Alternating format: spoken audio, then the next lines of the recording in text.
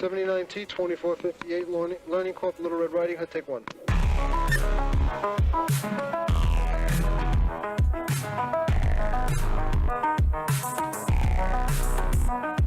40 years of my life is in the wire that's gone. Does that make sense? Where they say there are Indian people pooping on our beach.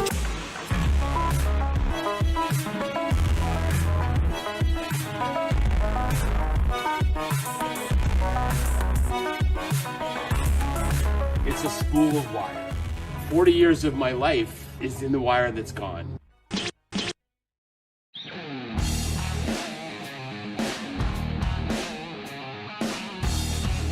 Do you like gratuitous nudity for no reason other than it's awesome?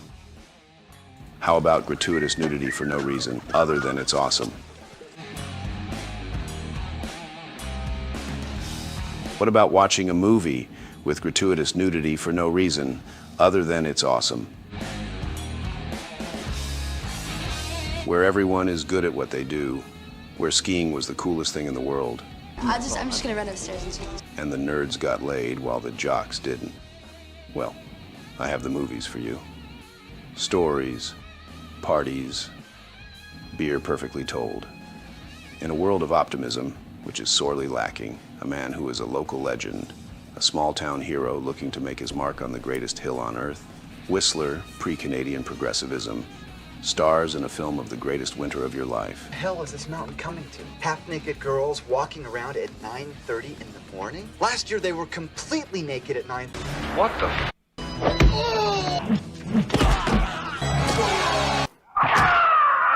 Drop! Boom! It's nerds versus jocks. It's a buddy cop movie, minus the cops. It's a movie about getting laid, having beers, and skiing the slopes. It's got a simple moral message: have fun for 90 minutes. From the mind of a tight crew of friends who've been and made such classics as Summer School, Men at Work, comes Ski School, the most awesome genre of film you didn't know you loved. It's tits, it's beer, it's slopes. If you can't bring the mountain to the party, you bring the party to the mountain. It's Ski School, 1991. Check this out.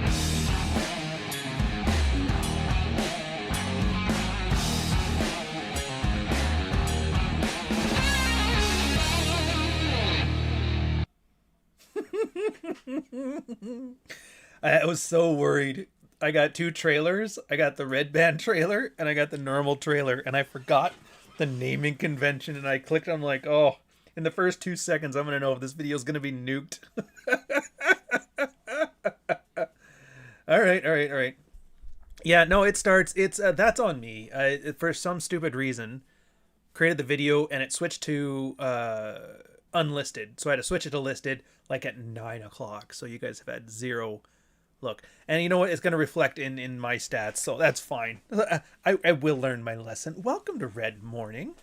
What can I say? It's been a long month for me and a long month for you. It's been busy times. I'm pulling some stuff up here because I got kind of a good place to go with this one. Yeah, thanks for reminding me. I didn't hit the slopes this past season. Oh yeah, dude. It's Canada. Nobody hits the slopes now. Indians don't ski. What can I tell you? There was actually a funny one. So I'm getting to that when I'm starting here. I'm just pulling it up now. I asked a question. Oh my God, are you at that stage where you're taking Twitter tweets and making that into content? Yeah, but this one's kind of like properly done. It's not just some craptastic nonsense. Where in the fuck did I put it? I asked everybody, what was your most non-red pilled take? And it is awesome. Because every single one of those is a red pilled take if you've never heard of Myron. And I thought it was just going to be great to go over it. I mean, I'm going to talk a little bit about the book because it's coming out October or August 1st. Dude, if you haven't pre-ordered, pre-order. It's awesome. If you're waiting for the paperback, that's fine too. I understand that. Dude, like, it's good. I just finished, so I always have to do like a last read myself. And that's where I check for just like any last minute things that maybe I want to fix or change or something that doesn't flow that I missed on the other 12 read-throughs. I was like, damn, this is a fun read. And it's nice because I get to read it as if I'm like a reader, not as the guy who wrote it. Like, it's nice. You know what? It popped up as my most popular one. Instead of having to scroll through all this slop, let's just pull it that way. Here in Cali, it's nothing but Indians and their Teslas. It's funny how the Tesla seems to be where it's all coming from. Yeah, up here, it's we actually have them in trucks, but they can't drive them, so it's more like murder machines. You know? Oh, there it is. What's your most anti-red pill take? So I'll even put the link in here. You can look at it yourself if you want to. I am putting these things on Spotify, so if you haven't, if you're one of those guys that likes Spotify for your morning commute, hey, Red Morning's there. You don't have to use YouTube. Of course, if you have YouTube Premium, it plays the whole thing while your phone is off anyway, so it's perfect, right? How do I pull up this stupid thing? I'm doing it. I've never actually done this before. I got to start promoting my stuff properly. I don't do it nearly enough. I finally started listening to other people's podcasts and stuff, and it's, oh my God, it is like worse than TV. How TV used to be 22 minutes of TV show and then 8 minutes of ads. I would argue in the podcast scene, it's like 20 minutes of ads and 40 minutes. I was like, ugh. I don't know, man. It's not for me. Dude, I just want to pull up the goddamn episodes. Why is Spotify making everything? I don't know how you guys listen to this podcast. I like it, but I don't know how you like it. No, I'm just kidding. I know. I've actually asked, why do you guys like and how do you want me to better deliver like emails and stuff to you, right? Oh, there it is. Default link. All right, so we're going to copy that. There we go. It's pinned to the thing. Anyways, it's the same as these ones. I just bring it over there. And then Substack. I have it on there as well for the email lists. ryanstone.substack.com. To be fair, if you want to see the actual red pill work, I know a lot of you guys are here specifically because you like the case studies, you like learning about red pill, you're wonks for it. And Substack is pretty much the last place that I'm delivering just like no bullshit red pilled actionable stuff. There's some here too, but I add some infotainment into it because what the hey? What the hey? It's Saturday, 9 o'clock in the morning. Did you hear about the podcasters' use of AG1 to get their greens? I don't know what that means, man. This is America, man. I don't know what that means. Leaving the 2nd of August, and I want the paperback. Going to be a late reader on this one. And that's fine. To be fair, with Dogwalker, some of the best reviews I've been getting for it were in July so far. Like people that just got to it now and just finished it now. And technically, I should not have written a new book. What you're supposed to do, and I learned this because Kirsten, friend of mine, ex-Marine, or Marine, Navy? No, Marine. The Marines, not Navy. I mean, it is Navy, but they don't like hearing that. Brought on is a pretty cool guy. He was like a author. I can't remember his name off the top of my head here, but the one thing he mentioned is like, yeah, for authors, the reason that a lot of them aren't doing well is because you should really set aside the year after you release it for marketing. I did like a month, and then I was like, all right, next book. So with these two here, I'm probably going to take a break and get them into most people's eyes. Because let's face it, it's good. And it's not normal. Like they're red-pilled. I don't call them red-pilled. I don't use the word hypergamy. I don't rant about White Claws or any of that shit. But the themes are there. And you guys are smart. You catch it. All right. So let me grab bag this. Actually, you know what? Let's do a little transition before we get started. Let's put some sad Clary up here. You're 45 and you can't shut up? You're the most mature one, but I saw your nipples and now we gotta worry about that.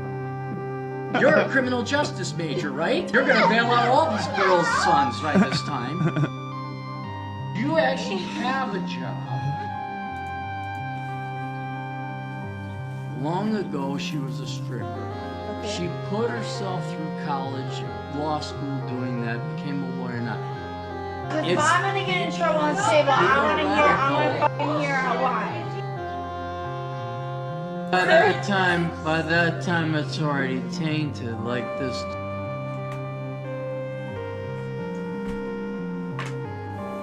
That is the most on-brand shit I've ever heard in my life. Why would my son date you? I don't want your. It's something about sad nostalgia. It always gets to me. Man, Claire, he's a good dude. How can you not like that guy? He's the most likable guy on the planet. All right. So they asked, like, what was your most red-pilled takes? I was kind of going through a few of them. So the first is Rothbardian. She's a libertarian friend of mine. And it's funny because this one, like, she's a good chick, married to her guy. They're staying together. There's like this new trend. So obviously, you know, all the marriage stuff, right? The 50% of marriages end in divorce. 7 out of 10 of them are initiated by the woman. Everybody knows all this stuff. God knows if you don't. Monkey-shaped avatars will tell you. Stardust and MGTOW and all the guys. And I'm not arguing it because it's like, it's not wrong. There's nothing wrong about it. We can quibble about the underlying reasons, but that's kind of not really relevant here to what I'm saying. So what happened is the pushback of that, the boomer generation decimating marriage, the Gen X generation decimating marriage, the millennial generation would just not get married. And everybody was like, oh, that's awesome. The marriage stats are getting better. To which most people are noticing, well, it's just that the of the 50% of people that were getting divorced, none of them are getting married to begin with. And of the 50% that would have stayed together, the half of those that would have been in miserable marriages, you know, they're still getting together. And the ones that would have stayed together and have good marriages are still getting together. So really only like, and this is like ballpark math, 1 out of every 4 marriages is going to be a happy lifelong marriage, you know? But now they're being overrepresented because everybody else is opting out. So, I mean, I don't know if I could take that as good news. It's like, if you're not going to win, why play? Sure. That's a way to go about it. But she's like, yeah, we're both sticking to our death do us part. And it got me thinking about that one. And there was an old red-pilled, I don't even know if I could find it. Oh, no, I know I could find it. Of course I can. Yeah. It's Schrodinger's Awalt. And this is guy, I haven't mentioned this guy, I don't think, ever. Sadomasochrist. Whatever. He is a very prolific writer. He came in kind of late to the scene. And he had a lot to say. His big issue was that he wasn't concise, and he wasn't, like, he was more worried about sounding smart than communicating. And so it's like, it's not easy reads. A lot of the time it's so abstract sounding, it's kind of annoying. But he kind of like brought up a good point. He called it Schrodinger's Awalt. Right now, she never loved you.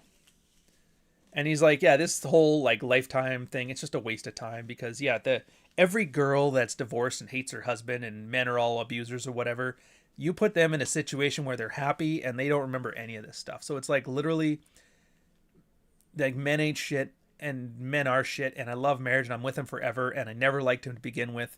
It's a Schrodinger thing until it happens. And it just shows like the flippant, short timeline nature of women. That's not to say that's all women, but that is to say you don't know the difference. Now, what do you do with that information? And this is where I think the red pill differs from everybody else, is that, you know, do what you want with it. I'm not my brother's keeper. And you're going to notice for every one of these takes, yeah, Bogey's story about coming back from the family trip. Oh, yes, of course. Of course. That one's a classic. And I'm going to find that every one of these takes have this red pill thing to it, which is nice. Now, hers is kind of an outlier. It's actually fairly sweet. I like it. I'm rooting for them 100%. Her cooking has gotten way better since I first started seeing her on here. The next one, Reinvent Ideal Cairo. It's okay to be in love if you know what you're doing. And I was like, oh, that's so sweet. Yeah. I mean, first off, that's never been an anti-red pill anything. It's okay to be in love. Who said it's not okay? Myron, obviously. Anytime there's anything when you're like, what the fuck is he talking about? Myron or Tate. Maybe Pearl. But Pearl probably stole it from Myron, who stole it from Rollo and mixed it in a pot and added some White Claw, and there, mwah, muy bueno. Yeah, it's okay to be in love. Like, what does love mean? And that's the big issue, is that there's these container words, right? Everything's just supposed to mean something, and we're all supposed to know what it means, and we all have my truth and my own meaning of it. So you take a box, you fill it up with your wants and your dreams and your emotions, and you write love on the side of it, and you tape it up and you throw it at somebody. You're like, bam, this is a real box. And you're like, I have one of these boxes. And you pull out your box, and they're like, wow, we both have this box. And then you're arguing about stuff in your box, which isn't in their box. So they're confused. They're like, what are you talking about, man? My box doesn't have this. They're like, no, my box has this. And you're like, yeah, but mine doesn't. You're like, yeah, but mine does. You're going, why are we arguing? They're like, I don't know. Let me show us some statistics. Wait, wasn't there a red morning yesterday? No, that's that was last week's, and what I'm doing now is I'm moving it over from live streams to recorded videos, because I'm finding that YouTube really prioritizes one. So a lot of you guys were complaining about not getting these in your feed at all, and that since I've moved it there, I'm checking to see. It's only been like a month, but we're gonna see. Hopefully it should fix that error for guys who want to watch the show so they can. And for guys who don't, they won't notice any difference. Yeah, it's okay to be in love if you know what you're doing. Like, that's never been the issue anyway. There's nothing anti-red pill about that. In fact, I remember Whispers.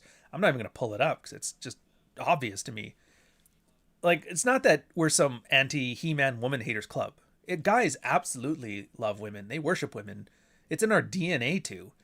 And I'm not even joking. It is. Do you know we have an instinctive response? A girl starts crying or screaming, your adrenal gland goes off.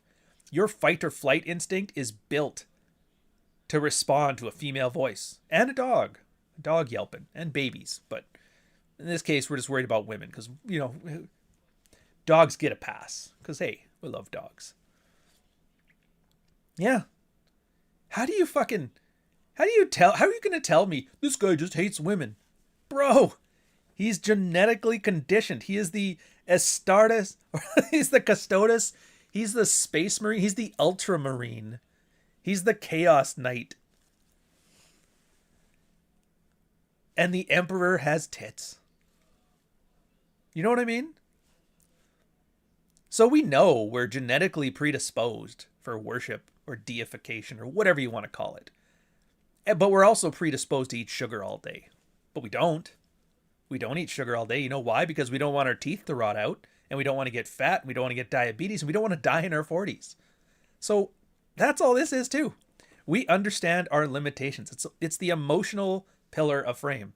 You understand you are genetically predisposed to seek validation from women when you're young and to deify them when you're older. And so we have to temper our emotions to a more healthy outcome for ourselves. So yeah, it is okay to be in love if you know what you're doing. That's not an anti-red pill take at all. In fact, that is the red pill take. But the if you know what you're doing, oh, there's a lot of stuff hidden in there, man. A lot of stuff. And I don't want to... So if you're a new viewer to the channel, I don't want to give you some sense of, don't worry, man. You can... Yeah, man. It's like, no. You go through the process like everybody else. You get to go to your MGTOW 420 phase of fucking wham and ain't shit. You get to go to your phase of Esther Villar where she's like, yeah, these women ain't shit. And you're like, this bitch knows what she's doing. You need to go through that phase where you read it twice, the third time, and then finally by the third time, you're like, what a bitter spinster of a feminist. It needs to emerge. It's an emergent goal that comes out of all this other stuff. So yeah, that little bit of hate in your heart, no, that's supposed to be there. Hence, if you know what you're doing. Of course, Ray, dude, the cover artist for Dog Walker, awesome artist, by the way. I think he's still accepting commissions. Ray is happy on Twitter if you want. Parasites know best. I don't know what that means, but I don't think it's anti-red pill. If anything, it's got nothing to do with nothing. But what do I know? I don't know. And of course, oh, dude, I forgot about this one. And Nuke out here spoiling it for everybody because Jack Napier, you guys remember Jack? Dutch Boy, Lego Man, Pokemon, the $8,000 Pokemon card winning owner. Good man, as much as Europeans can be. A woman's notch count doesn't matter. And then Nuke, that's red pill though. Nuke, shut up, you're spoiling my game, man. You're spoiling my game. Anyways, it devolves into pictures of Clary being homosexual. So, what could be more red pill than calling Clary a homo? You know? Yeah, it is. I mean, and that goes old school. Like, I can pull that one up in a heartbeat because I already know exactly where that's from.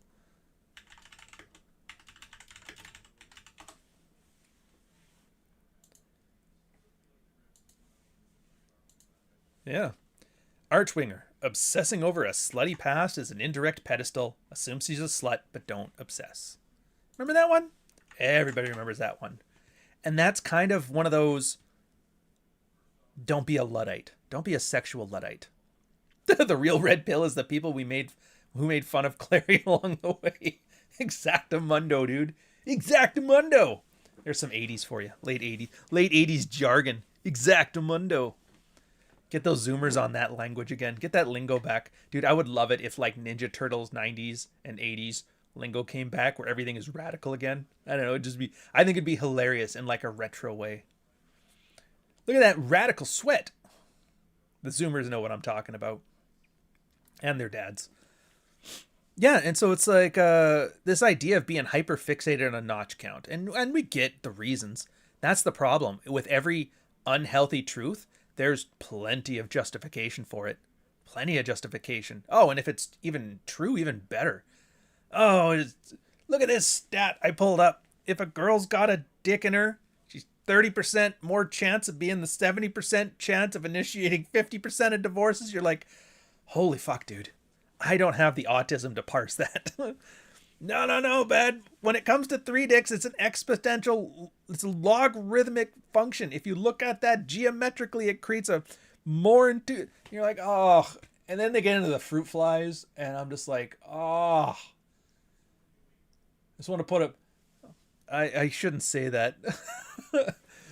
I would love to unalive, I think is what the kids are saying it now. Yeah, and there's all of these like this stuff. And look, I'm not even worried about whether it's true or it's not true. We could do a 4-hour live stream on the chain of evidence from this to this to this, and you could be like, damn, see, fruit fly, sexual chimerism, we're in there. And I'm just like, oh, all right. But does that help me? But the body count, coach, exactly. You come up with all kinds of catchy jargon. You call it a body count. That appeals to guys. Ooh, that sounds like murder. But girls are doing it with dick. Yeah, and of course it attracts the audience. People want to hear that because you know what you want to hear? If you really, really want to be a good marketer. And I do and I don't. But if you really want to be a good marketer, here's what you do. You go to the audience. I credit to Hotep Jesus for teaching this to me. The B-Man is awesome. You tell them what you're doing right now is exactly what you're supposed to be doing. You are not the mistake. They are the mistake. You're awesome. And you tell that in such a way that it's not like obvious. You know, you don't actually say these things. You kind of infer it. So you don't just say, oh, it's everybody else's fault but yours. But you just start showing. If I just so happen to show you that everything that goes wrong is somebody else's fault and everything that went right is part of your personal ambition and gumption, and you happen to draw the conclusion that it's everybody else's fault and not yours, and you get to live vicariously through people that you get to think represent you, well then, that's not my fault. You drew these conclusions on your own. I'm just a lowly merchant selling shillings. And that goes other ways too. Some guys really love the self-loathing, the dominatrix stuff. They want to hear, you're a piece of shit. You, man, you're ridiculous. You're horrible. And they're like, yeah, you lay it on me, coach. Give me that Catholic confession stuff. I still remember the Red Pill used to love it. The guy would write this big, long, like, manifesto of why he's such a fuck up. And I did this wrong, and I did this wrong, and the woman hates me, and kids don't respect me, and my boss doesn't like me, and I want you guys to sit there, and I want you to call me a slur. And you realize, like, oh my God, this is Catholic confession. It's a secular Catholic confession. Hello, internet authority. Here's everything I've done that's bad and wrong. I want you to absolve me of sin by telling me I'm such a slur. And you're going, why? Like, what's the point of this? What, you want to play this game? You know what this game is, right? I screw up. I ask for forgiveness. You cuss me out. I feel like that was my punishment and repentance for all of my F-ups. So I don't actually have to fix anything. I just have to feel better about it. And then I learned really quick. That's why I call it Catholic confession. I'm like, dude, fuck off. That was actually, technically, I used to be very, like, pep talk drill sergeant when it came to, like, talking red pill stuff. I was very piss and vinegar. And it was right at that moment, once I realized that a lot of people are getting off on that I stopped doing it as much. Like, I really have to cater to the kind of person that you're talking to. The best take, by the way, X-Runner55, I got nothing. And you know why his take is the best? Because there are no anti-red pill takes. It's kind of like that argument about medicine. You know, that whole Eastern medicine or alternative medicine is the greatest. And everybody's like, you know what? That's dumb. Do you know what you call alternative medicine that works? And they're like, what? Medicine. Same thing. If it works, it's red pill. If it doesn't work, it's not red pill. So any anti-red pill take is inherently not red pill. Well, yeah, but you guys never talk about that's irrelevant, man. We're not some Knights of the Round. We're not the Lannisters. We're not, what's a Harry Potter reference so you millennials can learn what I'm talking about? you younger millennials. It's not Hibbleporps or Habblepops. Slytherins.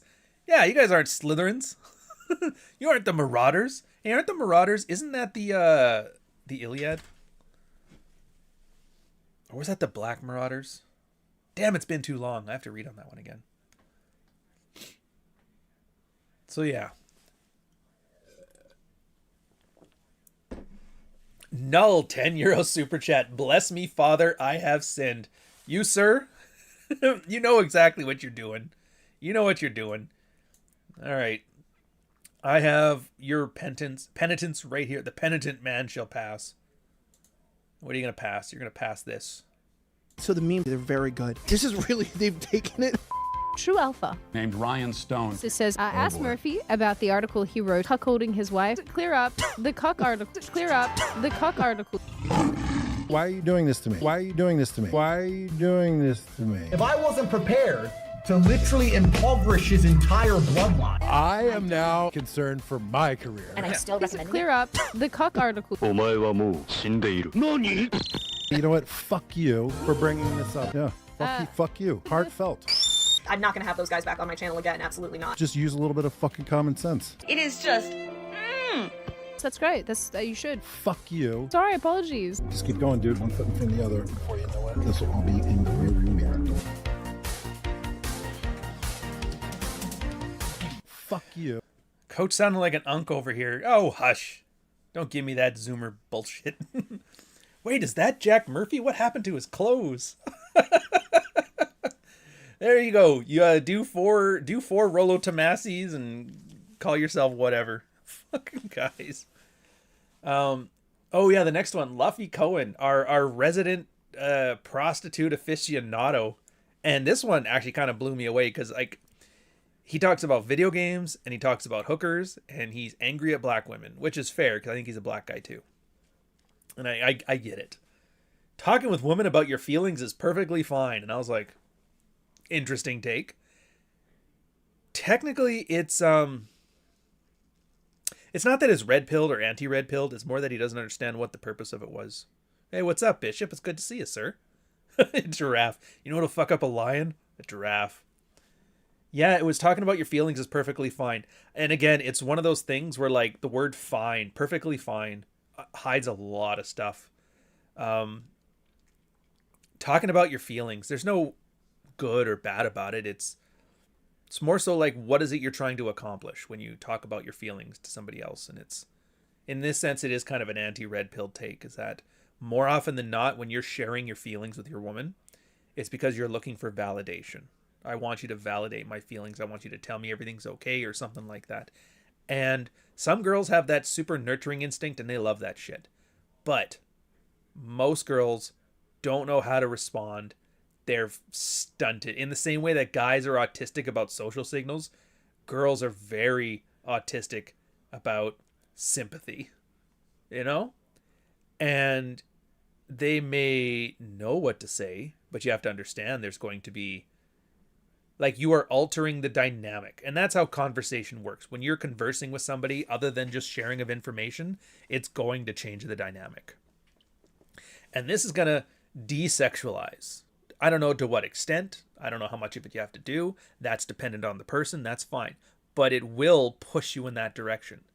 Now, if you've got your shit on lock and you're solid and it's blowjobs on tap and all that stuff, and you decide one day my dad died and you want to have a good cry about in front of her, fill your boots. As long as you understand what you're getting into. Having said that, the fact that it's perfectly fine, again, it's not a very red pill thing because it kind of shows you there's something missing. If you don't have confidence in your life or confidants, like a person you can talk to, a bartender you can cry to, a preacher you can talk to, even a therapist, which I'm not a therapy guy. The military issued me some after the troubled times, and I was like, this is the gayest thing I've ever heard. It was like the least helpful thing. I think there was one helpful thing I ever got out of it, and that was about normalizing, how did he put it? Normalizing your triggers to keep from a feedback loop. I've talked about that one. That's the one where, you know what, it's off topic. But other than that, the whole thing was just useless. Just useless. But yeah, so perfectly fine. Again, hides a lot of information.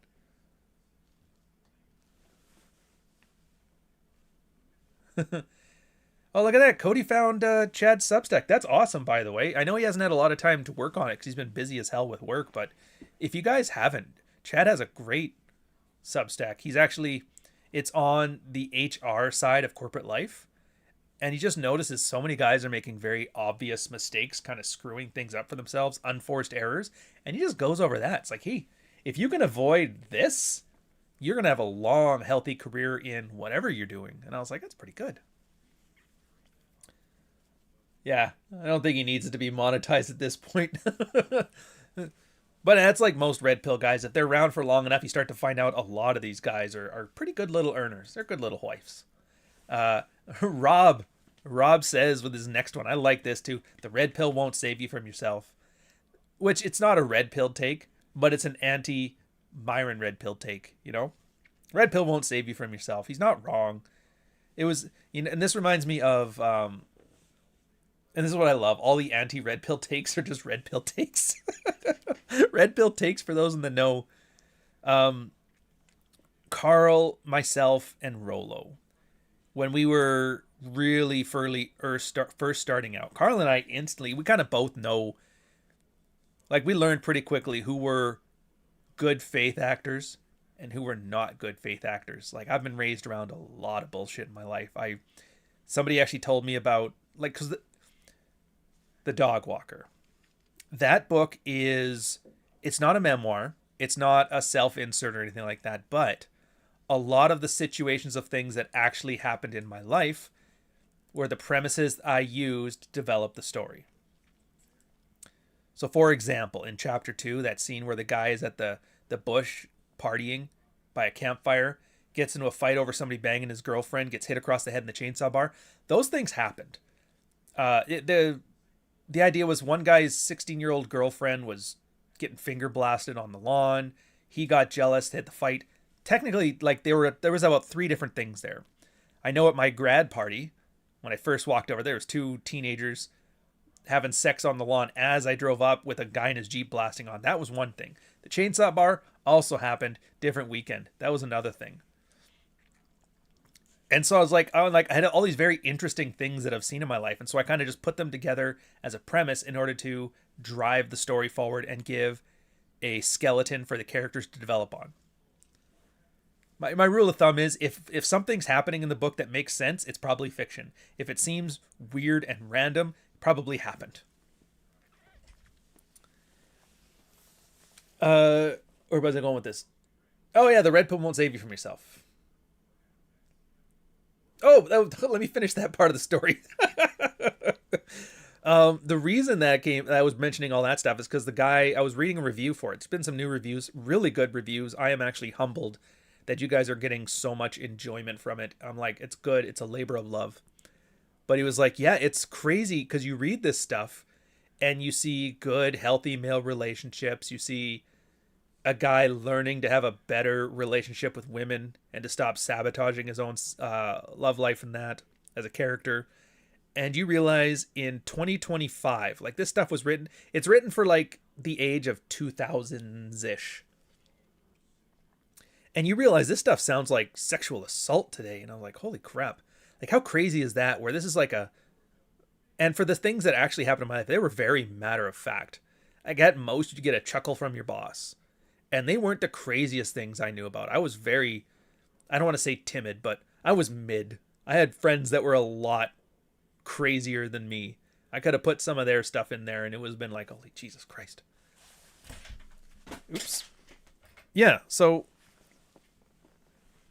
the red pill won't save you from yourself. And I was just laughing at that one. He's like, he's absolutely right. Carl and I knew which people were really bad actors. You just have to watch how they treat other people, ones they don't need anything from. It's the same as treating them like a woman.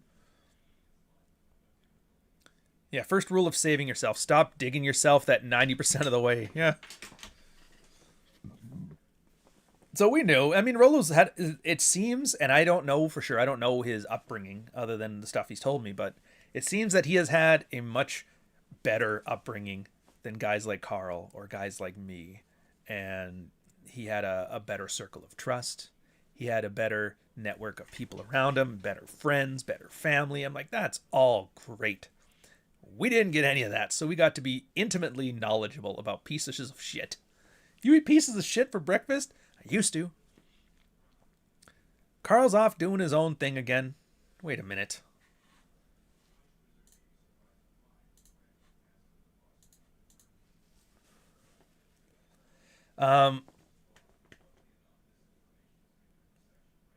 Yeah.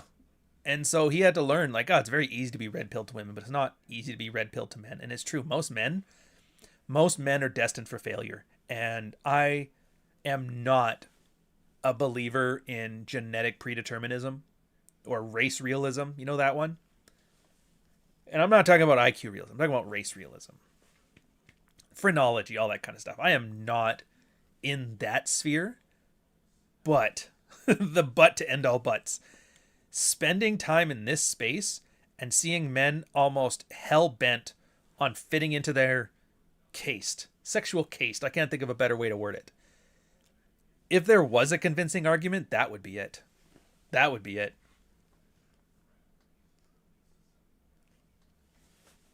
Now I was finding it funny too. Archwinger probably had the least red-pilled, anti-red-pilled take out of everybody. Women are mostly like men, just with pregnancy risk and a different incentive system. Like, mostly. I don't know, man. He hides a lot under that word. And I get his Twitter. You can't use a lot of words, but yeah, mostly. I know, we're mostly like chimpanzees when it comes to DNA. But you see what I mean? We're like 99.6% the same DNA as a chimp. You put me next to a chimp, we're going to find many differences. No! 10 euro super chat. I miss Carl and his rants, dude. I miss Carl and his battle raps. Do you guys remember? I have the one on here. I used to have like, a couple Carl rant videos. They're still here somewhere. I'd have to, let me see if I can pull one up. I shouldn't be linking to videos while you're watching a video. It's like, oh, come on, man. It's cool. Oh, yeah, there it is. He had a really crappy mic at the time, but they're really good. These are the Carl rants. And I just kind of like, I don't know, I spruced them up a little bit. These are some of the old Red Zero or Red Mornings. They're pretty good. Yeah, no, I miss them too. Archer's lying about brain versus body might be his best work. I'd say so. I mean, which one of your children do you prefer?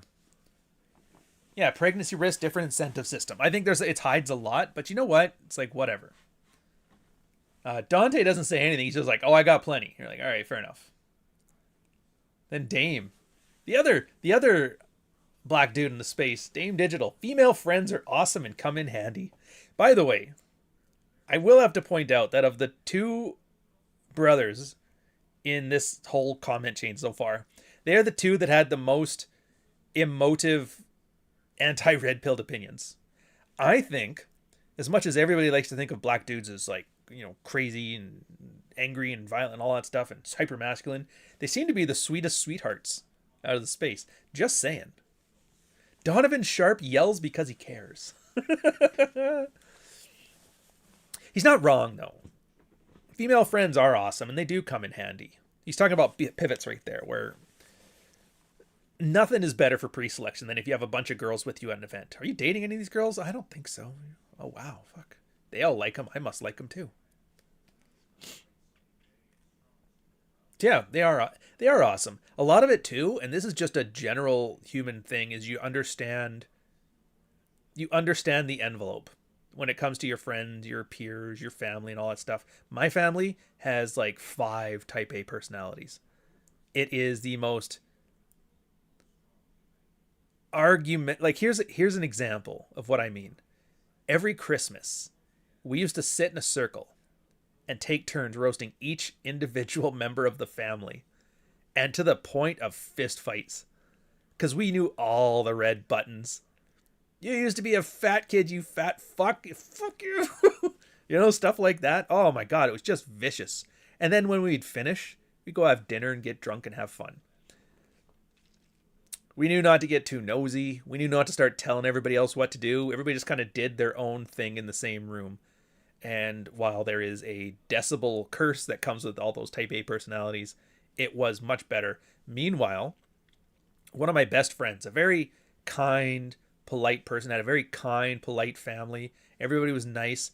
There was like this quiet tension in the room during their Christmases. I went to his one year and it was just kind of like everybody was like walking through a minefield, and then eventually somebody would say something that set somebody else off, and then it would start this cascading chain of like anger, and then everybody else would just stop and reset. And I was like, Jesus Christ, why would you live like that? Why would you even live like that?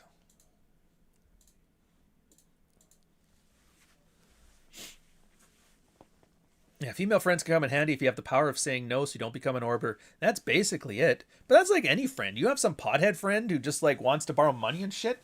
Same thing. Learn to say no. You'd be surprised how much this shit goes away with just basic assertiveness training and boundary enforcement. TJ Martinell, fellow pulp author. Good man. Also, I think I can't remember, like I know he's guested for the Old Glory Club. That's Red Hawk's thing. But I don't know if he's part of the Old Glory Club. But yeah, his was like some of the most successful Casanovas or simps. Absolutely, dude. What did they used to call them? Oh, this is such a jargon thing, too. Call them blue-pilled alphas. And I was like, ugh. Blue-pilled alphas. What the hell is that? It's a guy that's basically got all of the sexual characteristics needed to get laid constantly. But he still has that same set of mental models, that same deep narrative that you would see in the worst cucked husband. He's just so attractive, he doesn't have to get past it. It's like it's like Jeff Bezos having a gambling problem. It's like, he doesn't have a gambling problem. He won't have a gambling problem until he runs out of money. And guess what? He's not going to run out of money. He could gamble.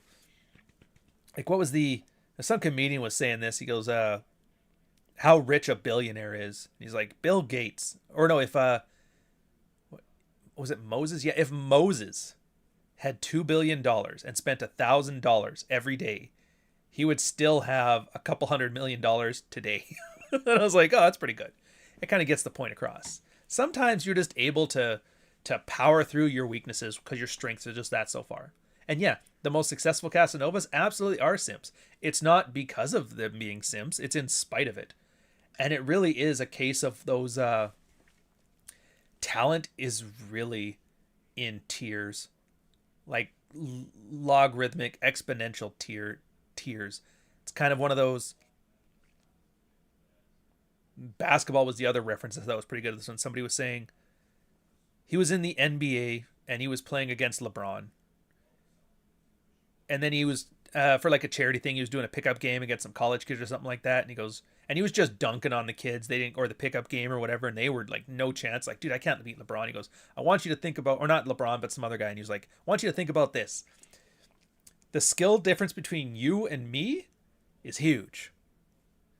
The skill difference between me and LeBron is even huger. So yeah, there is a 10% awesome. There is a 1% awesome. There is a 0.1%. And these things are just like, they're just, you will never beat LeBron. The second best player in the NBA can't beat LeBron. Not even close. The space between you and whoever, I don't know any other players in the NBA except for LeBron. Still, I start mentioning like Larry Bird is.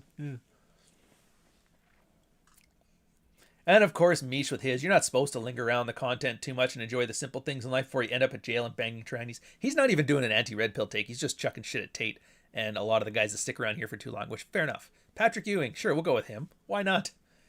Since anybody else from the 90s you want me to bring up to stay relevant? Even LeBron, isn't he been... is he still in or did he retire? Hold on a second here.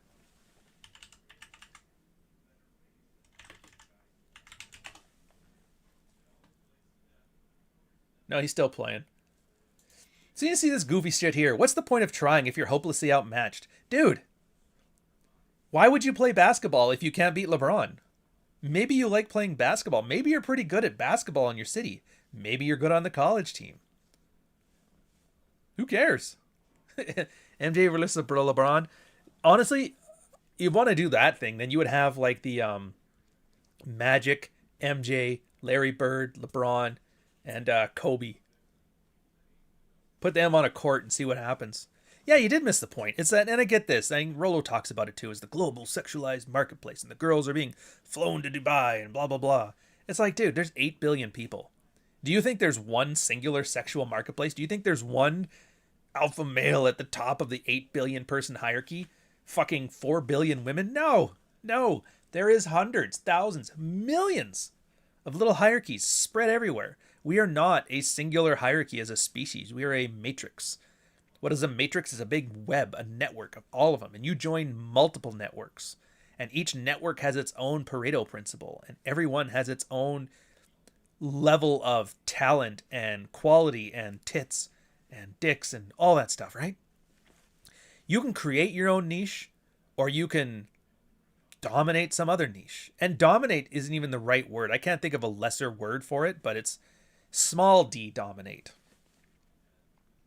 You could be the coolest bartender at your town pub and clean up house, and then go to work working for the biggest nerd who's got a harem of chicks working as his fucking director staff. Yeah, every different day at the bar, club, you name it, it's your own marketplace. Exactly. Humans have infinite variety in sexual marketplaces. Infinite variety. So yeah, you'll never beat LeBron. But do you think LeBron can do a pivot table as well as you? No, he can't. Now, does a pivot table get you laid? No. I mean, I don't think so. Maybe it does. Maybe that girl at Deloitte really needs the business. I don't know. But you see my point? You're not competing with him. You can't compete with him. But you don't need to. LeBron, and there's not enough LeBrons to go around. That's the other thing. The whole girls are kind of reaching this. You're watching these very red pilled women talk about their stuff, and they're, oh my God, there's just not enough good men to go around. That's why women aren't getting married. They'd rather be single. Fair. So that just lets you know right now. Your competition, there's just not enough. There's not enough top tier guys. And there is a shit ton of bottom tier guys that could be top tier, but refuse to play. Remember what I was talking about early on with that self-sabotage bullshit? Yeah. No. I'd much rather go to jail for January 6th. Thank you, sir. I'd rather not be swimming in poon. All right, fucking fill your boots, man. That's why dating apps are so shit. Huge marketplace. In the past, you could be a big fish in a small pond. At least that's my reading. I mean, that's one way to it. Technically, the other way is the incentives of them are all off. There's a few things to it. Like, one is the life cycle of apps. And they always have they're like scenes, right? Eventually, like when you first start one up, you get early adopters. And early adopters tend to be higher quality. They're more interested in things, and that's for everything. The Red Pill was like that.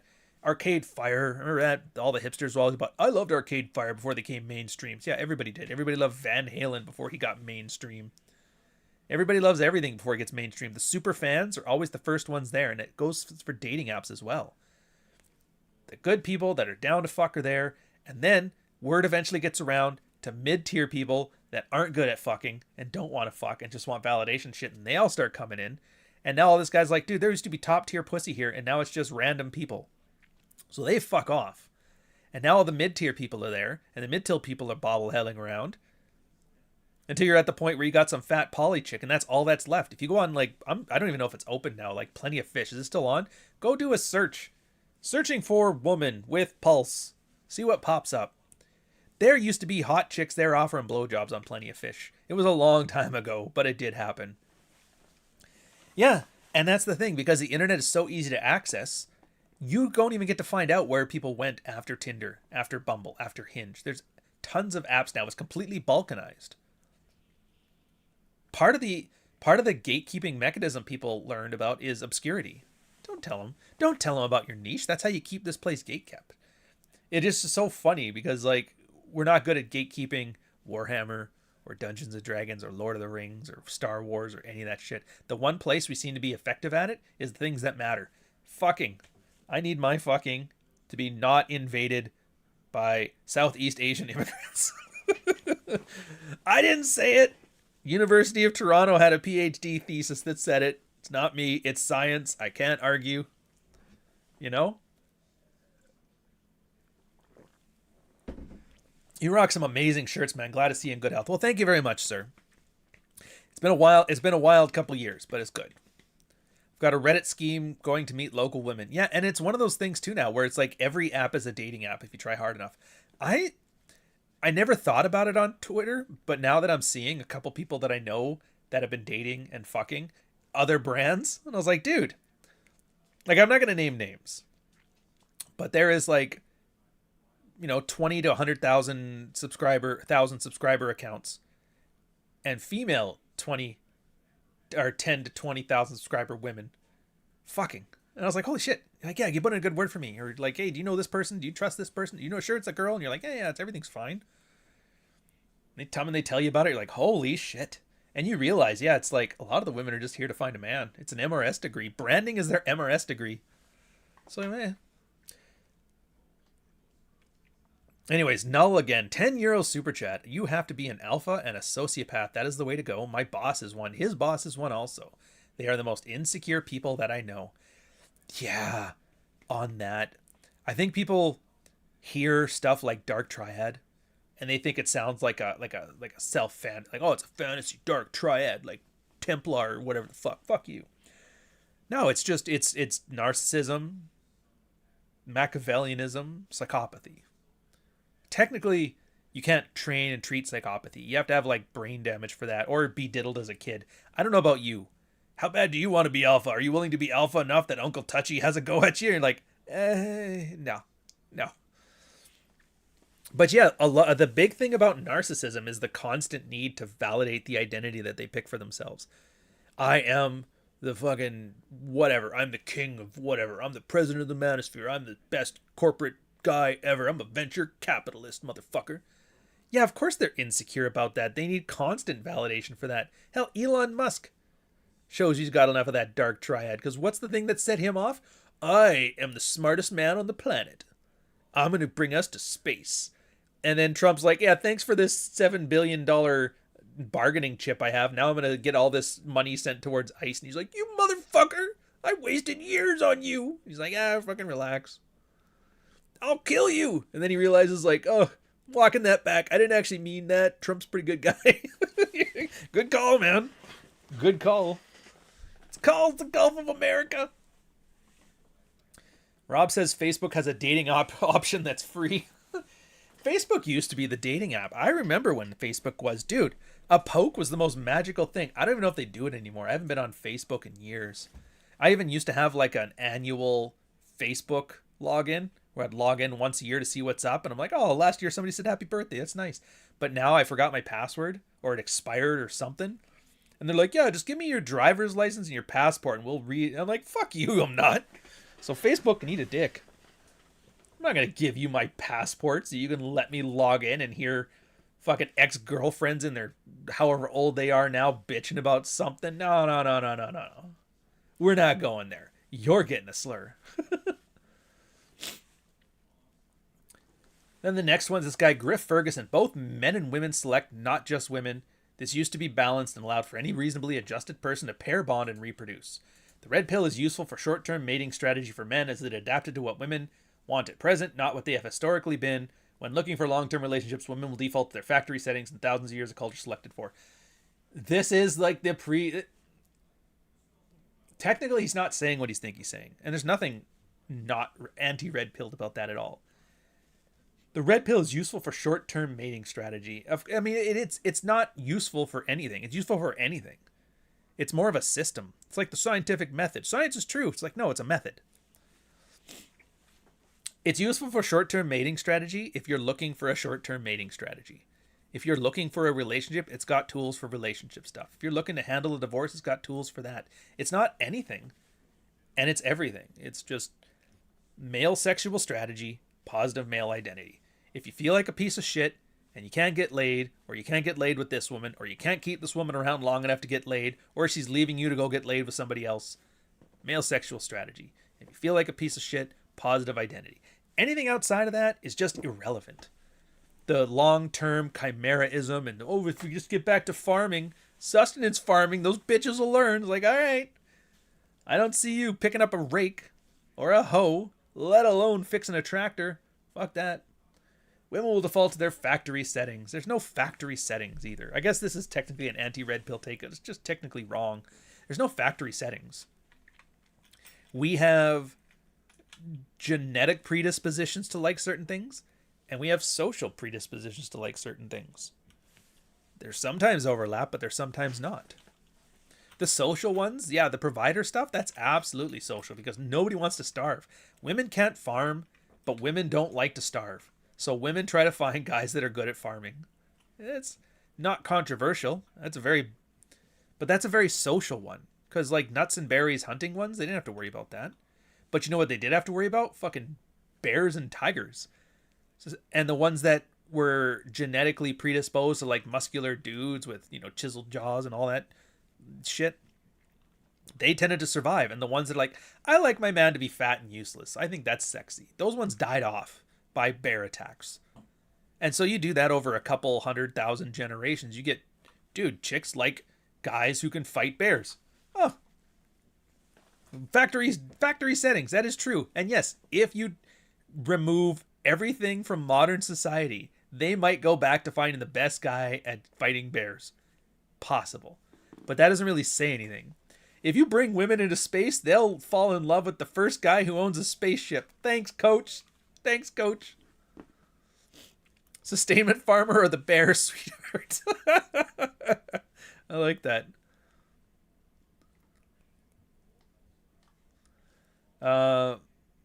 Dude, there's some of these I haven't even seen yet.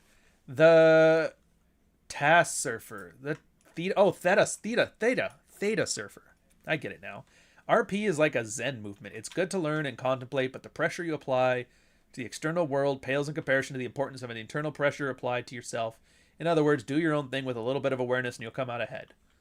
I mean, yeah, it doesn't really say anything, but I get what he's trying to say. It's like, yeah, it's... And I kind of word it a bit more Hemingway-ish than this. You know, very succinct. It's just...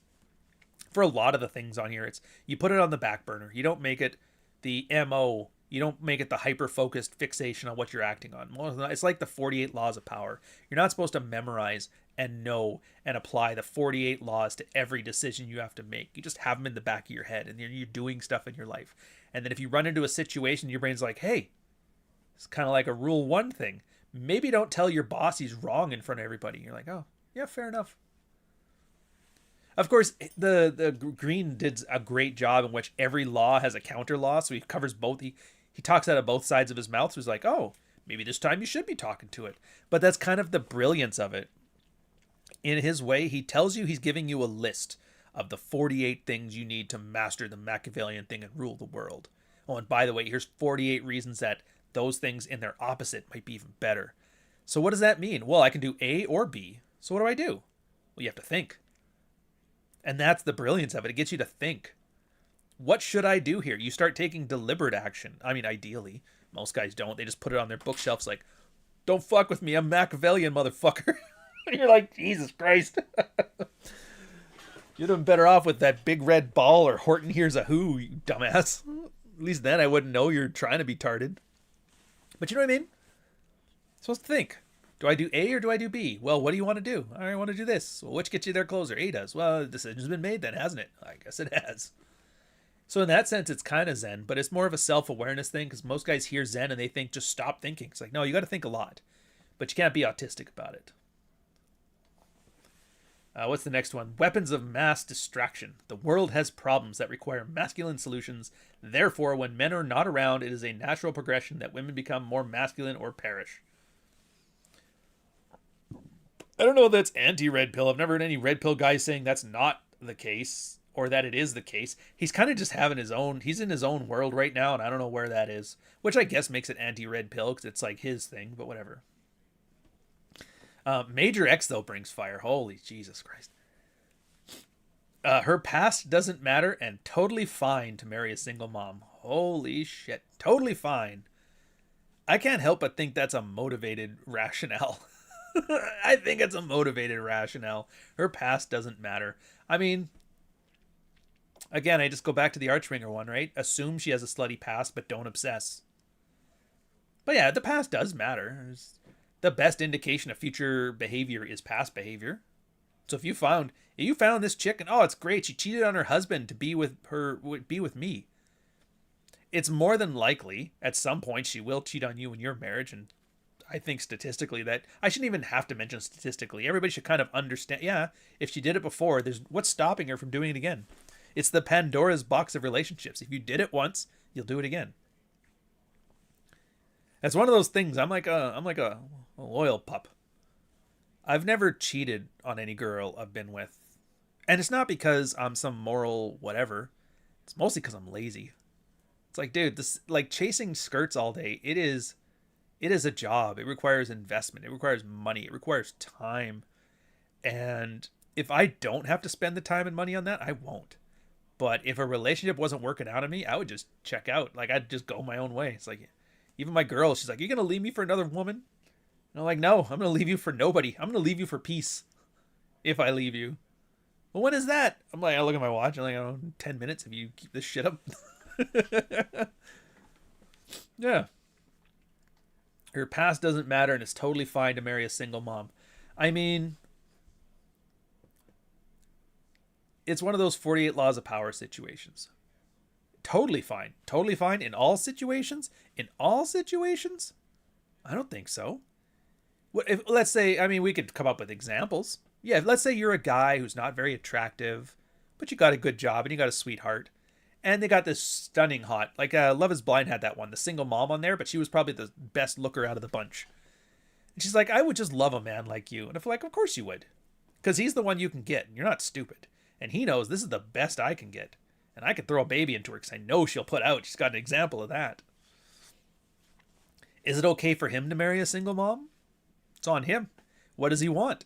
If this is how it gets him what he wants, do what you got to do. He understands the risks and is willing to take those risks and can accept the consequences of things going south, then give her. But yeah, it's perfectly fine. It's a universal trait, universal, like, good. And I'm like, that's the anti-red pill part of it, not so much the take itself. Totally fine. Says who? To who? Even Archringer. I loved how he put it, or not Archringer, Whisper put it that way. The difference between red pill and blue pill. And he was talking about, like, on a fundamental level. Not even arguing about it. And it coded to men and women. Men and women don't even argue about the same thing. Men tend to be objectively factual. You know, there's one set of facts, and the ones that better describe things and are more predictable tend to be true. Women are factual subjectivists. My truth. Truth is just a codified set of personal experiences. You put those two things together, they don't mix. Guys trying to argue facts and the girls trying to argue feelings, but they're both coming from a position of complete certainty.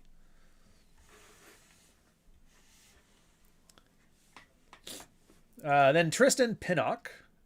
Dude, he's old school too. I remember him from the conventions that shall not be named. The likelihood of marriages ending in divorce is dropping, mostly because the percentage of people has dropped to a level where it's mostly the ones who are more than likely to go through with it. Yeah, I mean, I said that early on too. So that's not even an anti-red pill take. That's just a red pill take. You see what I mean, though? That's how fucked this is. This whole space. we're in a place where if you think, what is the most counter-signaling red pill take? Everybody comes up with red pill takes. And that just goes to show you how lazy and manipulative and just wrong marketers are. Myron's been at this for 4, 5, 6 years now. And he's gotten everything so ass backwards that people are not even uninformed. They're misinformed. Tate, same thing. All the most popular red pill guys have gotten people so fucked in the head that they have everything backwards. And you got to ask yourself, is that, like, feminist didn't hire Myron as an op. But if they did, would it look any different? It's crazy, isn't it? Kind of gets you thinking. If you ever start doing the noticing thing, you start to think, huh, it's funny. I notice these same things are happening in my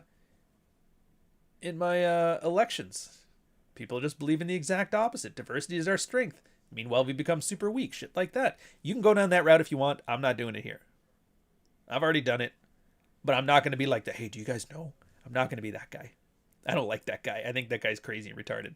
Plus, you eventually end up to the same conclusion that everybody else comes to. And you can take as long as I did, or do it as short as Chesty did, or maybe he took long and I just didn't see it. The only thing that matters is the local. But that rant is over. Alessi with his marriage is based. That, okay, in fairness, that is the first anti-red pill take. That is an anti-red pill take. So kudos to him. Alessi, AJ Salazar 2, the first guy to have an anti-red pill take and an anti-red pill take forum. Marriage is certainly not based. Punk is the new, or trad is the new punk. No, it's not. I don't know what it is, this need of people who want to have nice, boring, middle-class, suburban lives that need to feel like, oh, dude, I'm badass. Like they got a minivan, but they put a spoiler on it, like a whale tail and like an exhaust manifold. Like, fuck off. Just look, you're allowed to want a boring life. I've had a boring life now for like the last 7 years. Oh, it is wonderful. I have had enough of a lifetime for like 3 lifetimes. I've done shit. Like when I grew up, there was people that were like came generations before me, and I'm like, dude, how would you live like that? And like I'm at the point now where other people like, dude, that's. I remember being at this party. It was when I lived in Montreal, and a friend of mine took me. It was a university party, and there was the professor and a couple other people and the students and whatever, and a teacher's aide. And I'm just telling stories, talking to. I can't remember who I was talking to. It doesn't matter. And there was this chick that I knew. She was a friend through guys in the military that I knew. Her name was Emily. And I'm telling this guy a story, just some like generic. I'm not even telling the hardcore stuff. Cause I'm like, yeah, I don't want to start telling that shit. I want to talk about the zebra and Tijuana to these guys. They're edumacated. And he goes, it's funny, man. You're like really good at telling stories, this professor, right? He's like, good at telling stories. It's like, I believe like 25% of it though. You're very exaggerative. And I was kind of offended. I'm like, actually, I've been toning it down because I assumed you guys wouldn't believe it. And then Emily comes in, she's like, actually, yeah, these guys talk about this shit all the time. It's all true. I was like, fuck, is that where I am? And that's when it was one of those times where I was like, dude, a boring life sounds great. May you live in interesting times is a curse. Women are coddled it, so they chase excitement, while as men have battle scars and crave along. Yeah, and I'm not even trying to say I'm like the king dingling of like interesting lives. There's far more interesting lives than I've lived. But I know I could handle more. I don't want to. I was like, oh, nice boring life. So yeah, you don't have to call it based. Just call it what it is. I crave monotony. And I do crave it. Dude, I'm perfectly happy to let my writing be the interest now. Exactly. Hello, yes.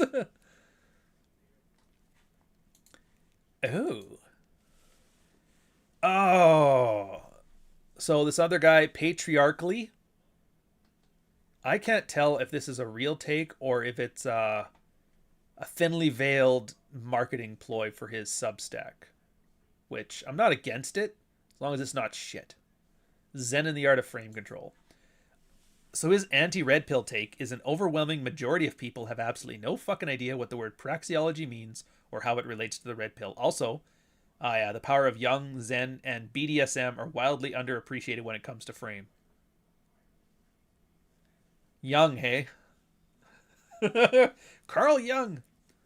Yeah, I don't know. No, it's not a script, but when I have somebody's tweets, I read them. Overwhelming majority. See, he had me at the first half. People have no idea what the fuck a praxeology is. They have no idea. They still talk about shit as if it was an ideology or a cult or a religion or all that shit. And that's because people only know what they know. If I'm a feminist ideologue, of course I'm going to think these red pill guys are ideologues, because that's the only frame I have. Of course, if I'm a religious zealot or a humble penitent man, I'm going to think that the red pill guys talk about it like a religion, because that's the only frame I have. And to be fair, some guys try. There's a lot of guys over the years that have tried to not idealize, what's the word? Ideologize? We'll go with that. Ideologize. Ryan, there's so many bots promoting books out there. Please don't fall for that. I don't know what I would fall for. I barely buy books now. There's very few authors that I read now. I do grab a lot of samples and read the first chapter, and if I can get through it and enjoy it, I'll buy the rest of the book, but 99% of them don't make that cut. And it's not even, some of them are good, it's just not for me. Where was I going with this one? Oh, yeah, and they've tried. They tried to make this a cargo cult. They tried to make this a cult of personality, a religion. They tried to bring it into conservatism. 'Cause it's like, yeah, trads are the real... Like, fuck off. It never works. It always ends up blowing up, because then people learn, yeah, if you don't have your own mental point of origin, if you keep trying to save the world, you're going to blow yourself up. It's like, dude, for as much as you guys sucked Jordan Peterson's dick, you should have listened to him. Clean your room before you try to save the universe. Yeah, would have been good. If you got your shit together, you could have probably made a cargo cult. The problem is, the kind of person who's a demagogue who wants sycophants tends not to be the kind of person who could become a demagogue and doesn't have the skills to build sycophant armies. Polly vanished. Nice thread. Very informed. Pause on this one. I see in here. Oh, I mean, don't do that kind of promotion.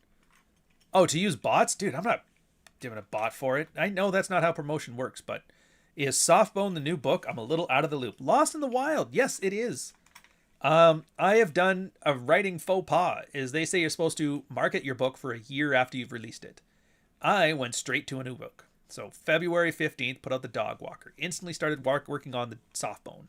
The new cyberpunk thriller. Satirical cyberpunk. Oh, it's good. It's got some red pill themes in it. You'll love it. It's, if you loved The Dog Walker, or if you're like, yeah, I do, but I don't like contemporary fiction, oh, this one's for you. It's coming out end of the month. So August 1st. It's going to be great. You can go follow on my Substack. I'm sending excerpts out so you can kind of see the stuff that's in it and see if it's the kind of thing that piques your interest. Or you can just throw those into your trash because you don't want to have spoilers. You just want to get it for day one. Pre-sales are doing pretty good. I don't think they're going to beat... I don't know. I don't think any of them are ever going to beat Fuccfiles for pre-sales. It did 128 pre-sales. And not a book since has gotten close. Even though technically Frame just took over as my best-selling book. Fuccfiles was before that, if you can believe that. In fairness, though, Fuccfiles did have a 2-year head start. So I would have to compare Frame today to Fuccfiles in 2023. Which KDP doesn't offer those kind of stats yet.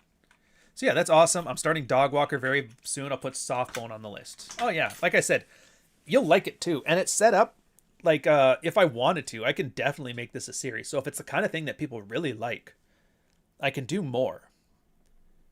It's kind of like I enjoy cyberpunk as a genre. And I enjoy pulp reading, like the Hardy Boys, shit like that. I made a big effort to not do what I notice everybody is doing now. You know, everybody doesn't like modern fiction. There's a reason they don't like it.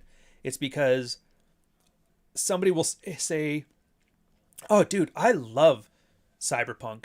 And then they go and they make a photocopy of Neuromancer. But it's never as good. It's always shitty. You can't make Neuromancer. Neuromancer is there. And it's it. And all you're going to do is make a shitty version of it. It's like fantasy stuff. Everybody tries to remake Lord of the Rings, and all you get are like Temu Lord of the Rings. So I made sure it's like, yeah, dude, I like the genre, but I can't make a genre book. Because if I make a genre book, I'm just going to be like, well, I have to have a trench coat. I have to have ramen and multiple languages. It has to be in the rain. And like all the stuff that I know from cyberpunk, you just have to throw it in there. And then that's the problem, is that you limit your options from creativity, I find. And it was something I actually learned from Billy Corgan, of all people. He was on a Much Music thing in the 90s. This is such a rambling story, but I promise it's getting to a point. And somebody was asking about how he wrote his songs. Did he start with like a thing? Because he always had crazy effects on some of the guitar stuff.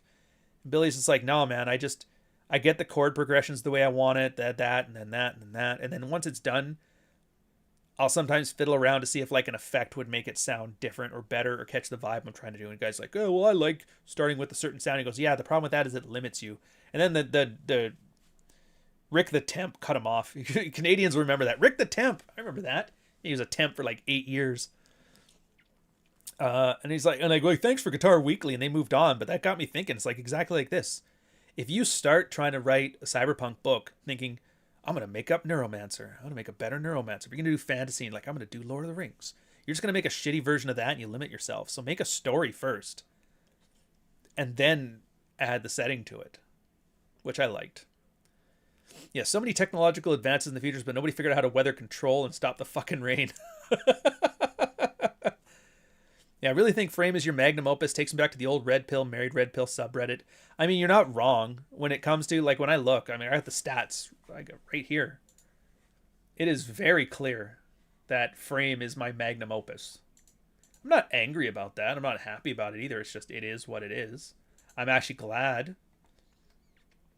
Which also kind of gives me the freedom now, because like if that's it, if that's going to be the best of what I can do, good. Do something else. Jesus Christ, though. So Amazon, they did this thing where they changed their ranking algorithms to, it used to be it would check every hour, and now it checks once a day. I don't know what the significance of that is. I just noticed that as soon as that happened, sales are going down. I'm like, Jesus. It's not bad, but it's like, you can definitely see a difference. Definitely see a difference. And I'm just wondering, what do they benefit from to have people selling less books? I don't know who the winners are going to be in this thing. I'm assuming this is a way to combat AI slop that's killing readership en masse. Does it work? Will it work? Technically, is it just maximizing short-term gain with thing? I don't know. We'll find out. Ryan wants to be a movie critic. I think B-Mask and Doug Walk. Yeah, we've already had those talks about those guys. I've seen them. It's on the list. It's on the list. Anyways, let's get back to the topic here. Johnny Deconomy. What others commented are not actual beliefs they hold in contrasts. Oh. Everybody else here is just saying what they think is true. I'm saying what I actually believe. Good for him. I actually believe that a man on his purpose should be extremely selective with women to whom he is intimate, even to the extent of sex outside a regular relationship is infrequent for him. Again, this is like the most red-pilled thing ever. What is that? 16 Commandments of Poon? You shall make your mission, not your woman, your priority? That's exactly what he said. Except for he added, like, the sex outside is infrequent. Frequency doesn't really matter. Frequency will be what the frequency is. Your body has a very good way of telling you when you probably should be fucking. It's called horniness. It's an inbred behavior. We've been all genetically designed for it. You know, most people don't eat outside of like a restaurant. And it's like, well, sometimes you're hungry and you see a hot dog on the ground and you're just like, I'm just gonna eat that floor hot dog. And you're like, oh, I'm full. You're like, oh, it was a bad hot dog. You're like, yeah, I probably shouldn't do that again. It's like, oh, plan your meals better. I don't know what to tell you. What's the next one? Godspeed. Zoomer Jack. Oh, look at this. The Zoomers. Detachment. Being untouchable means you're unable to touch. But maybe I'm just too young and full of life. No, he's not wrong. If you... And that's another anti-red pill take that's very red pill. Well, the mission is yours, Dokes. I don't get to tell you your mission. That's something you have to come up with. It's meant to be vague. Because you're meant to fill it with what you want. That whole container word thing I was saying, this is the one time where it's supposed to be the case. Your mission is going to be different than my mission, and my mission is going to be different than Jack's mission. And that's supposed to be. If we all have the same mission, we're a cult. And also, none of us are going to be happy, because if we all have the same mission, somebody's benefiting out of it, and it's probably not us. When the soft-blown Netflix deal, Marty, if I could get a Netflix deal, oh, I would take it in a heartbeat. You'd see me playing Minecraft for the rest of my days, and like, fuck you guys, I'm out of here. But yeah, he's right on the being untouchable means you're unable to touch, and there was a Jack 10 thing on this. A mids watch on this.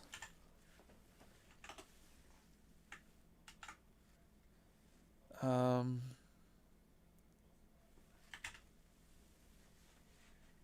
trying to remember the name of it. Oh, there. Your frame is made out of such high quality steel and construction, but are you intentionally making it so uncomfortable for me to enter intentionally? That's this one. Yeah. See what I mean? Every anti-red pill take, I'm like, I could point you to an article, a link, an essay multiple times. Yeah. It's right. The whole purpose of a comfort test is understanding the need. Push and pull. You can't just be push all the time. You have to be some pull on it too. Everybody knows that. And I always just think it's funny. That men suffer from the same Disney dreams that women do. Men are just the ones funding the dream till it hits nightmare levels. It's called the Disney fantasy, but it's the Disney fantasy for men. That's Blood for Blood. Ray Gonzalez talking about that. Yeah. The Disney fantasy is the male fantasy. The white picket fence. The Disney fantasy of getting the princess. All that stuff. It's all of our fantasy to replace our mom with the perfect wife, the Virgin Madonna. Yeah, it's a male fantasy. Again, this isn't even like anti-red pill. This is red pill 101. And again, this is how fucked up it is. When we're at the point that like the best red pill truths, or whatever you want to call them, the most red pilled of things, people are like, yeah, I'm going to counter signal this shit. Fuck Rollo Tomasi. Women can't love a man the way he likes to be loved. Like, holy shit. Where'd you come up with such wisdom? Some things are worth sacrificing and laying down my perfect power, control, freedom, and authority for, like children and family. That's I Am Jack's Broken Crown. This one actually is kind of an anti-red pill take. Because they're not your kids. They're her kids. If you don't believe me, oh, dude. Talk to a dad in here. Talk to a guy who's had to go talk to like doctors at the hospital. I've been hearing some crazy stories where it's like they don't even acknowledge the guys in the room. There's like 7 situations where the doctors make sure the guy's not like abusive in any way, and they're like, "You want us to arrest him?" Like their off ramps they've been given constantly. And a father is irreplaceable until he gets replaced. Every father's irreplaceable, but then the whole, marrying a single mom's not a big deal. There's always one of those guys. There's non-ending supplies of men willing to take up the job of taking care of your kids. And your wife is enormously appreciative of it too if she's not into you anymore. And there's a society that's kind of designed to enable and create less friction for that, more viscosity. Now, that's not saying, I'm not doing doom and gloom here. Obviously, if nobody needs you and nobody is forced to have you, what's left to want you, right? Marty, I swear to God, fucking guy. Fuck hot ones. I'll do better than Bill Burr, that's for sure. Yeah. So you can think this way. And a lot of the men's rights activist guys did think this way. They would spend a fortune fighting their wife in court for access to their kids, to the point that they were like putting themselves into the poorhouse. And then what happens? Kids turn 18, kids want to go to school, there's no money for it. Kids are fucked. They're doubly fucked. They're not only fucked because of the divorce and the dad's not out of the house, but dad can't even help get him to college or help him buy a house or any of that shit. So they're fucked. Then you have to ask, like, this whole laying down and sacrificing for children and family thing, are you doing it for them or are you doing it for yourself? Because you're telling me you're doing it for them, but I see a lot of behaviors. In the short term, they look, noble. But in the long term, they are clearly selfish behaviors. Sabotaging selfish behaviors. And that's the red pill point. So kudos to this. This is probably the second anti-red pill take that's anti-red pilled. Kudos to I Am Jack's Broken Crown. Matt Freemat, I know this because Ryan knows this fucking guy. That's actually kind of funny. You got Gearhead. A lot of red pill advice works brilliantly for most places of the world, but there are many parts of it that work better for the Anglosphere. Oh, there it is. The fallacy of ethnicity. The results would be a great career and financial decisions for a Brazilian man in Brazil. Be 10 times as faster as an American in the US. Yeah, this hypergamy, it doesn't happen to, and you hear this with everywhere. I've heard like, oh, the Muslim women aren't like that. Oh, the Indian women aren't like that. Oh, Chinese women aren't like that. Oh, South American women aren't like that. It's everybody's like, no, my women aren't like this. And it's like, I don't know what to tell you. There's an entire like subreddit that's 10 times the size the red pill ever was called Asian masculinity. And they all have the same sob story. All of our Indian women fuck white guys till they're 25. And now they're ran through, and then they want me to raise a family with them in an arranged marriage or some shit like that. And you're like, oh, you poor bastard. I remember going to South Korea, and there was like we were in Busan, or Busan. I don't know if it's a P or a B sound, but let's call it Busan. Sounds better. And we were out partying, and we wanted to know our way around the town. We usually like bring a local, like, hey, you partying? Show us around the town. We'll pay for your drinks. And it's good. We ran into this group. There was like 5 and 5 girls, 5 guys, and we asked for this, and then the girls basically told all the guys to fuck off, and then they hung with us for the night. And I was like, Jesus Christ, were those boyfriends or what? They're like, no, just friends of ours from school. And they all learned English, so they loved it. They got to practice English. We got to practice Korean. A bunch of chicks following us around downtown Busan, and once they found out we're Canadian, because there's an American military base in Busan, they don't have the best relationship with the Koreans, because every now and then, somebody grapes a chick down there from the force, and they're not a fan of that. And so, finding out you're Canadian is like, oh, good, these guys won't grape us. You're like, probably not. Probably not. Yeah, just be white, bro. Here's the thing, though. When I was a kid, there was a huge Pakistani community in my small town growing up. And you saw it just like everything else. There was they're nerdy guys that never got anything, but then there was the big Chad type guys, like your Bhupinders and your Batties, and they were just big, they were jacked. They basically lived like black guys. You know, the way you would think of like a gangster black guy in the 90s, that's the way these guys lived. They did fine. They got their hot blondes. So it's like, yeah, no, it's pretty, there's no advice, it's just information, and I guarantee you it's worldwide applicable. Some people might have some region-specific differences, but on the average, it's the same everywhere. Women are women no matter what. Hell, even in the fucking Middle East, the Arab women aren't like that. It's like, oh my God. When I got to Oman, our cabbie, well, he's like a driver, I guess, technically using a Mercedes, but cabbie, had 2 cell phones. Yeah, this one's for my girlfriend, this one's for my wife, and he started showing us like pictures of the back shots, and I was like, holy shit. And he goes, yeah, she just says, don't take a picture of my face, they'll kill me. I was like, fuck me, man. That was my first exposure to the Middle Eastern culture, and I realized, dude, we're not really so different. I mean, other than the beheadings. Other than the beheadings and the stonings and the tarps. Other than that, not really that different. Isn't gaming in Thailand worth it? It is. Keep in mind, my experience is only very brief in Thailand. Like, I know Phuket, Bangkok, and I don't know the rest of the place. So obviously, if you end up in like Patong Alley, you're going to find a lot of women there that are definitely offering for money. And you're going to find a lot of women there who are looking to lock down a foreign man to get out of Thailand. And you're looking for a lot of women there that have dicks. Well, I was going to warn you right now. There is a bit of a minefield, but everybody's so friendly. Like, you can ask, are you a lady boy? And they'll say, yeah. It's not like here where like the troon's like, it's not my job to educate you. Now suck this dick. And you're like, what the fuck? No, they're like, yeah, it's cool. You're not into this. You're like, no. Like, all right, have a good one. You want a beer? I'm like, yeah, okay, sure.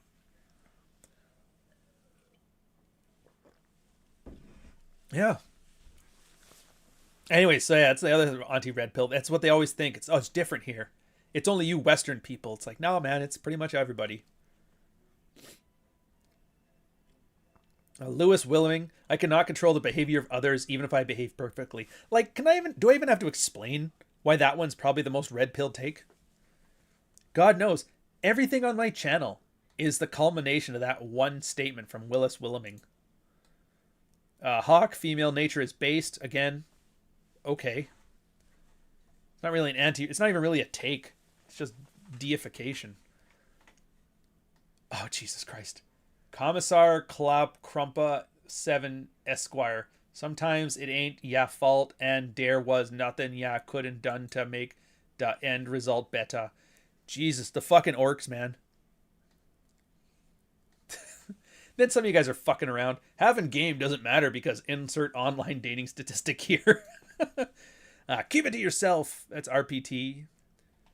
Maddest Danko. If you want to keep a functional relationship, you're going to have to resolve shit that Red Pill tells you to walk away from. Stop looking for flawless and start looking for acceptable shit you can deal with. For every man, it's something different. And again, that's like the most Red Pill take. It's the most Red Pill take. That's technically why the married Red Pill exists. Dude, let me see if I can find it.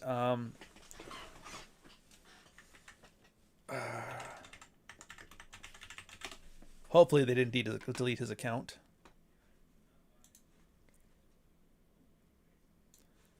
You know the funny thing? Oh, good, he is still here. The guy who made the married Red Pill, he's a dude named Isolos. I don't know anything about him. Never seen him. I think we've had one interaction ever. When he's like, yeah, I'm around. I just don't talk to anybody or do anything. I'm like, oh, interesting. It's just hilarious that the guy who made the married Red Pill is just some nobody. I find it awesome. Last time he did anything was 3 years ago, too. As much as 3 years ago. There it is. So he's got... Here, a little history lesson for you guys. Oh, it's been removed? No. No! Hold on a sec. Fucking Red Pill School and his goddamn ego.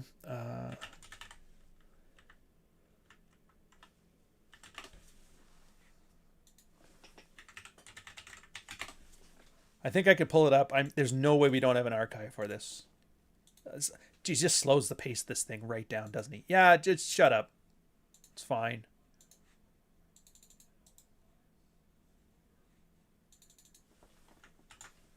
Come on, baby.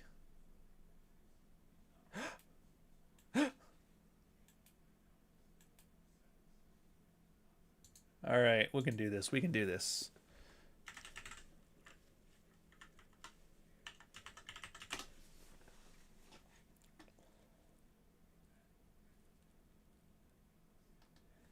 Might have it. We might have it. Oh. Oh. Finally. It's gone. The archives are gone. All of them. The main one is gone. This thing is gone. That's fine. I'm allowed to make contradictions, man. So everything, it's conditional. All right. So this is the memory hold. So this is it. This is the last time you're going to hear it because it doesn't exist anymore. Isolos created the married Red Pill and he was promoting it on the Red Pill subreddit. And the reason he did was because what is your answer for things? If a girl acts out of pocket, just leave her. If a girl does something stupid, just leave her. If she doesn't sleep with you, go sleep with somebody else. Right? And it's like, why wouldn't you? But what do you tell a guy that's married, who's got 3 kids, he's married after Red Pill or whatever, they had like an acronym for it. You're going to tell him, oh, if your wife talks like a bitch, you're just going to leave her in the family? It's like, dude, nobody's going to listen to that. And so he's like, I think, while it's great advice, your first instinct should be, if somebody's not treating you right, to leave. But there's some guys that don't have that as an easy option. There is financial and there is emotional and there is legal concerns with that. So I want to explore everything that goes in between somebody acting out of pocket and you leaving. That little slice of behavior of a girl being a bitch and you going out to get some cigarettes. That's where the entirety of the married Red Pill found its niche. So when he's talking about keeping this, you're going to have to resolve shit. I might have to do some comments in this one. But yeah, that's probably that's the functional reason that a married Red Pill exists.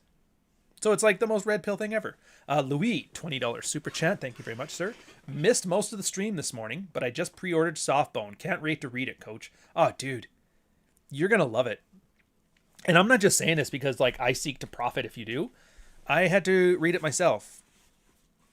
So part of my process I'm finding, because like with Frame and that, things I learned is that it's very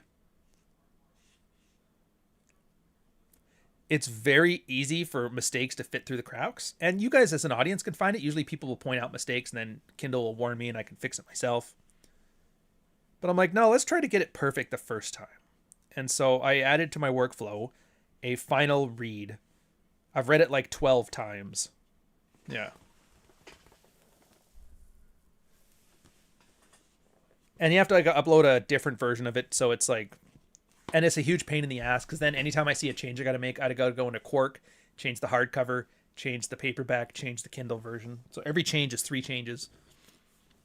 And and I'm not the fastest reader. Like I'm not slow, but I like to read to enjoy, and I'm reading and looking. So it takes me like 3 to 5 days to get through it.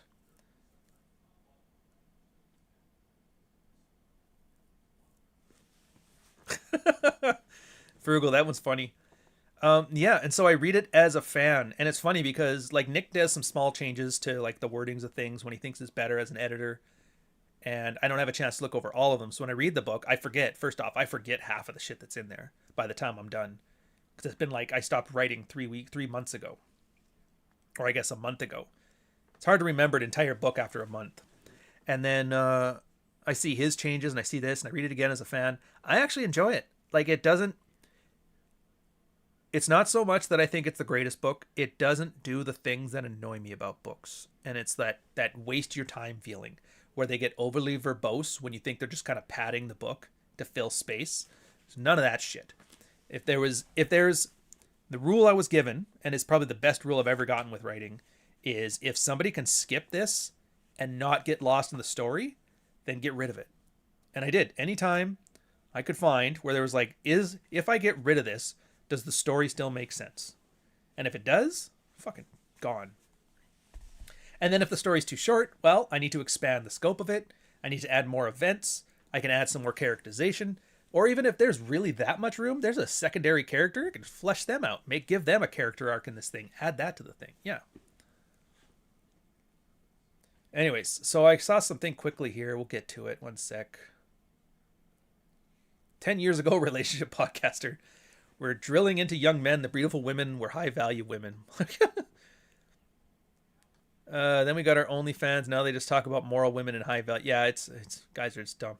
Anyways, Dokes thinks he's like, oh, fuck, man. I got a contradiction. Help me clear it up.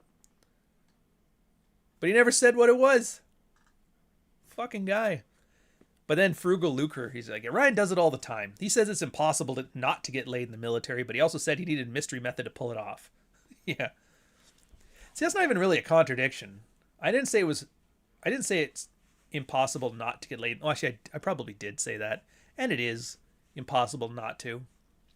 But that's not in conflict with me saying I needed mystery method to pull it off. It's not that I needed mystery method to pull it off. I needed mystery method to be more efficient at it. It's not like I wouldn't have gotten laid in the military, but the amount of women that I would have slept with would have been far less. And the amount of military women and shack rats I would have slept with would be far more. And like I said, there is girls that are dying get knocked up by a military guy. So it's impossible not to get laid in the military. Having said that, it might not be from the kind of women you want to get laid by. Yeah. Now you sound like Ryan. You know, what can I do? All I can do is be honest. And yeah, some things are going to sound contradicting. That's fine. Take them how they are. All right. Let's get back to the lists here. Talking to women about red pill is fine. I mean, again, fine. What does fine mean? Before red pill, chop wood, carry water. After red pill, chop wood, carry water. Again, that's a red pill thing too. Shack rats aren't bad if nobody knows you did her. Dude, everybody knows you did her. Why do you think they're called shack rats? Because they're doing the walk of the shame in the halls. Men and women can be friends. We already hot that one. When she pops out of nowhere with the hey stranger text, it absolutely doesn't mean she got pumped and dumped by Marquise the Kirk the jerk. She's just circling back for a kind, warm, genuine welfare check on you. Will absolutely not fillet you for rent money. That's funny. Have some positivity, optimistic, and hope for cheers for Christ's sake. What? Not everything is doom and gloom. Darwin's at work and weeding out the unsubmissive women. Oh yeah, not everything is doom and gloom. It's just Darwinian. That's Josh's one. Be positive. It's like, no, just be realistic. Happiness is a choice. That's really it. Happiness is a choice. So if you want to be happy, you can be happy. But me telling you to be happy is not going to make you happy. You have to do that for yourself. It's one of those things. It's not even anti-red pill. It's just out of scope. It's like me telling you what to eat for breakfast. Why do you want me to tell you what to eat for breakfast? The answer is eggs, by the way. Shut up, Marty. Fucking Marty. High divorce rates are good. I mean, good for what? That's the other. See, that's the anti-red pill side of this thing. Cradle saying high divorce rates are good. We should not abolish no-fault divorce. It just shows us how crazy and fucked up most people are. Good for who? I mean, it's good for people who are caught in a desperate marriage and can't leave otherwise. But how many people does that apply to? We should not abolish no-fault divorce. That's a second question. I mean, here's the thing. We could abolish it tomorrow. We could say at-fault divorce. But then there's going to be consequences to that, right? You're going to have situations where people just essentially leave. Like, they're maybe married on paper, but I'm fucking out of here. Go get the Irish divorce. I'm going to get some cigarettes. It used to be so common, by the way. I'm pretty sure if you compared Irish divorces to no-fault divorces, you'd probably see it wasn't so much that divorce went up. It's just that the numbers switched. It used to be so common. It used to be sitcoms. Like Mary Tyler Moore and those shows would have as a theme, like All in the Family, where a couple falls in love, but she's got a secret. And he's like, I want to marry you. I want to be happy. I want to spend the rest of our life for the next 10 years together. And she's like, I can't. I have a secret. And he's like, oh, is it because you don't love me? She's like, no, I do. But I'm married. He's like, what? I've been cheating? No, we've been separated. But we have to go and get his permission to get a divorce. And then hijinks would ensue. And then the other guy would, you have my blessing to take my wife from me. And that's like, that was in the 70s. That was like a trope for TV. In the same way that in the 80s, somebody had a birthday party and he thought everybody forgot. And so he ran away from home. But it turns out everybody had a surprise party for him. And then when he gets back, he learns the power of friendship. It's like, this shit was all the fucking time. So yeah, we should not abolish no-fault. We're not going to abolish it or not abolish it. It's these are really questions of which form does it take, you know? It just shows us how crazy and fucked up people most are. You know what shows you how crazy and fucked up people are? Just people. Just look, talk a bit, listen. That's all you got to do. Chad the Impaler. Oh, here's a very anti-red pill take. Red pill makes you a miserable narcissist and only attracts the same low-quality people in your life. See, I don't agree with this one from Chad the Impaler. Because you see this, can't even take responsibility for his own actions. Like, yeah, red pill makes you. Yeah, no, you didn't decide to do this shit. I told you. If I told you to go jump off a bridge, would you do it? Red pill makes you jump off a bridge. It's like, no, they didn't. I didn't tell you to jump off a bridge, and even if I did, why would you jump off a bridge because some idiot running his mouth into a microphone told you to jump off a bridge? Are you fucking retarded? I mean, you are. Yeah, no, the red pill isn't a thing. It's a bunch of information loosely wrapped around some very, very unattractive branding. It's a bunch of dudes. It's the ISIS of a scene. You know ISIS, how there's no leader and it does its thing, or I guess maybe it is a leader. I don't know. Which is the terrorist group that doesn't have a leader and it's just decentralized. I'm gonna guess it's I'll just say ISIS. I don't care, whatever. Yeah, it's like that. There's no leader to this. There's nobody in charge. 4chan. Fair. Yeah, now you're going to see a lot of like really shitty people here because if you're in a space that implies it's going to solve a problem, who do you think is going to be the majority of people who join that space? It's the people who have that problem. What's the problem in the red pill? Positive male identity, sexual strategy. Who do you think is going to be filling the red pill? It's people with not a positive male identity, and it's going to be people without a good sex life. Oh my god, these sexless losers. It's like, what the fuck did you think was on the sign in the space? Send us your poor, your huddled masses yearning for a better future. Ugh, look at all these dirty Irishmen. It's like, what do you... It says it right on the thing. The only way they could have made it more obvious is if they gave the Statue of Liberty a fucking potato. Come on. Honestly, I used to think Rollo was the leader of the Red Pill and Ryan was one of his lieutenants. Dude, I used to get so much hate for that. It was funny. You're just his butt boy or something like that. And I just started laughing. It's like, dude. I mean, I guess I could see how it looks that way because I'm one of the only people he knows that hasn't tried to fuck him over at some point. I think out of all the people he's ever worked with, me, Myron, Clary, like the real zero guys, yeah. So me, Clary, Myron, and the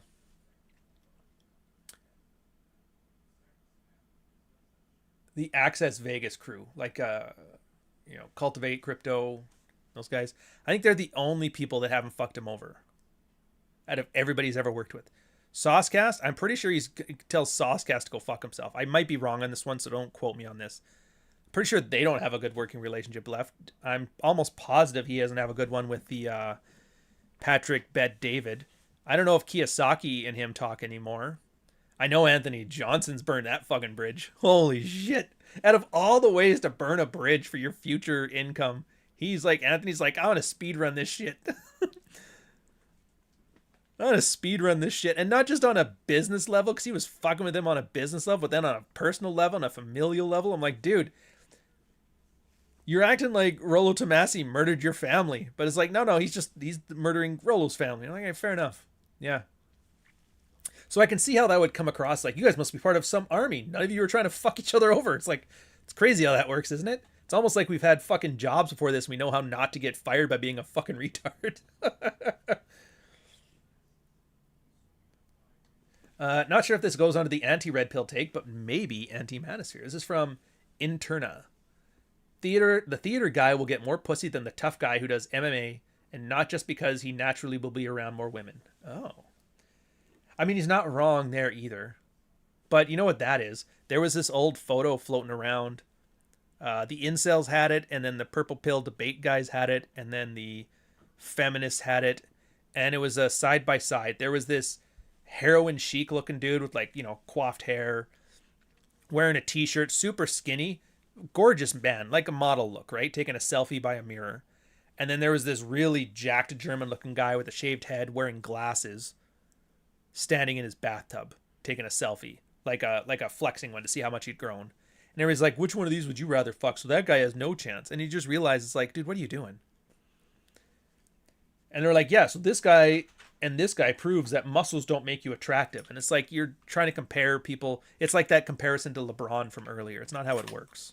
What do you mean it's not how it works? It's not how it works. The jacked guy in his bathtub taking the horrible selfie, yeah, he doesn't look as attractive as the male model-looking guy who's caught in his apartment. But take that jacked dude, compare him to him 50 pounds of muscle ago. Which one of those guys would you rather sleep with? That's the comparison that needs to be made. And everybody knows it, like, oh, the be your best self. Yet you're comparing him to others. Like, we got to pick a way here. So he's right. Yeah, the theater artistic guy can get more pussy than the tough guy gym guy. And he's like, yeah, it's not just because he's around more women. It's because MMA is a different skill than fucking women. So yeah, the theater guy, if you're one of those guys, you can absolutely be the artist, the heartthrob. There's archetypes for that kind of shit.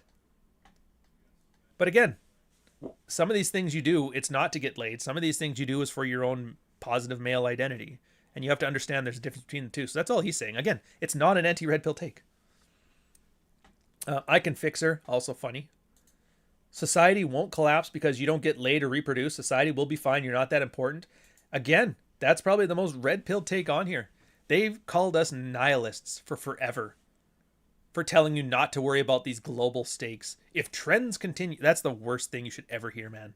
If you ever hear somebody say, if trends continue, basically, are human beings lemmings that'll just continue on the path you've set them on and not change a thing? Well, if that's the case, Korea is going to be dead in 10 years. Like, no, they're not, though. People change behavior. And this is my personal hot take. I don't know if it's true. I can't prove it. I'm not going to argue it. But the whole population decline that everybody's talking about, the death of the, replacement thing, I think people there's an emergent strategy or a property of the way people are on a biological level. Because you see animals do this too. They always have an equilibrium with their environment. I think we have some kind of mechanism for a environmental equilibrium. And I think that we are at it.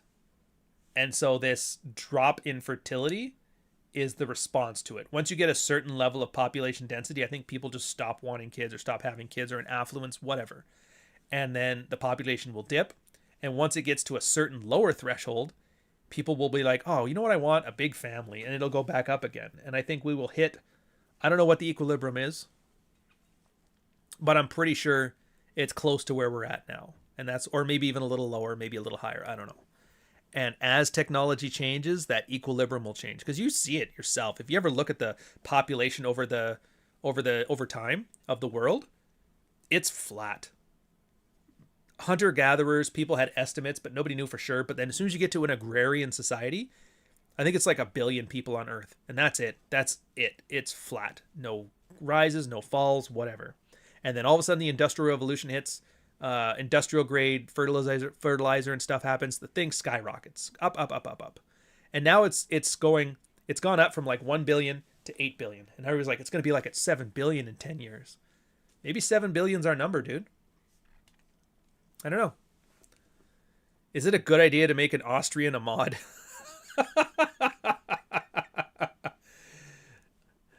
Just so long as he's not an artist.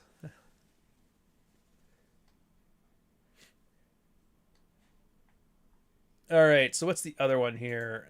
I'm at the last takes. We hit the end here. I don't know what our time is. I didn't check the time. 1:51. Oh, look at that. Perfect timing, too. This one's from Hack Medietis Gaulis de Colonial. Your names, guys. Some of these ones. I'm just saying. Would it kill you to be Doc Savage? Rob Says? Jack Napier? Even Nuclear Claudio is like, dude. Like, de-Dominikize that just a little bit. It's a little too close to Haiti. Hackmedius Gaulis de Colonial. Red pill creators just want your money. Rolo is as emotional as a woman. I mean, this isn't really a red pill take.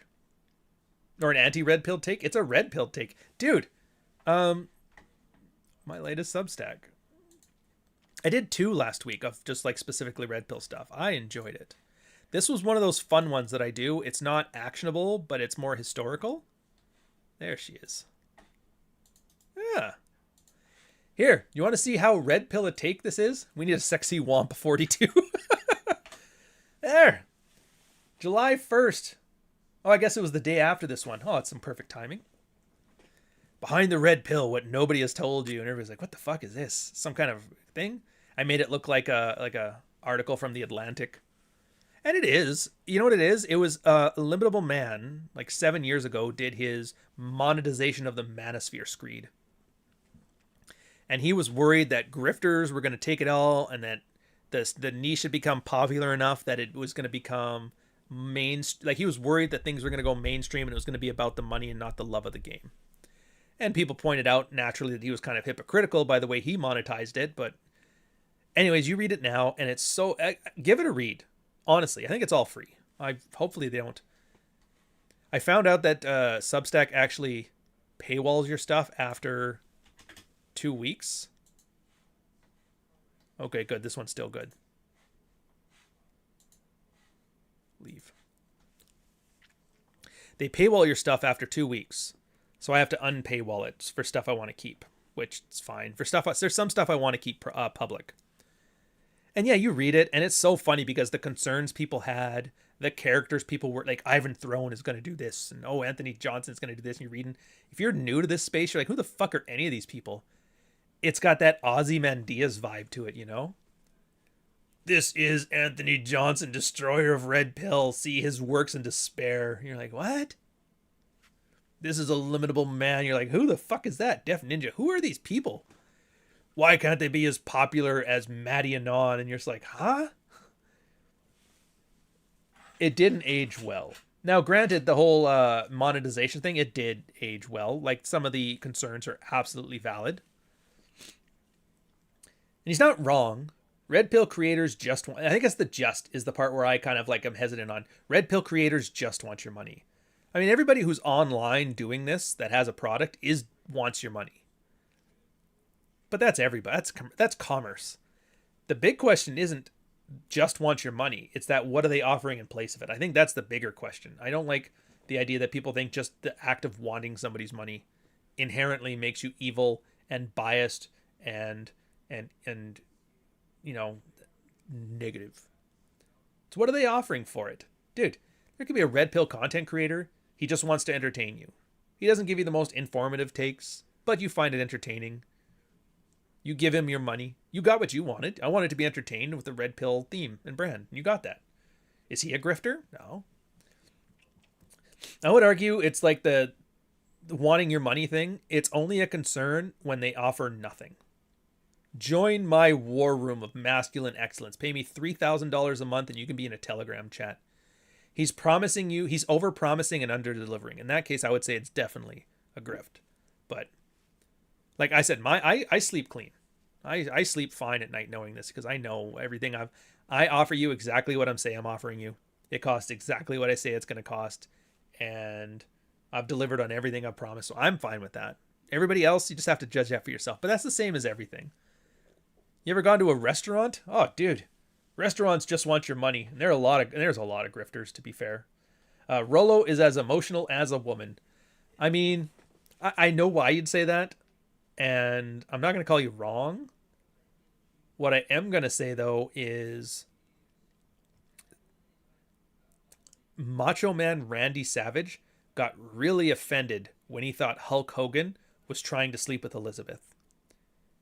And it turns out that small little conflict, that small misunderstanding, because Hogan was constantly trying to tell him, was like, no, man, she's like a sister to me. You know I love you, brother.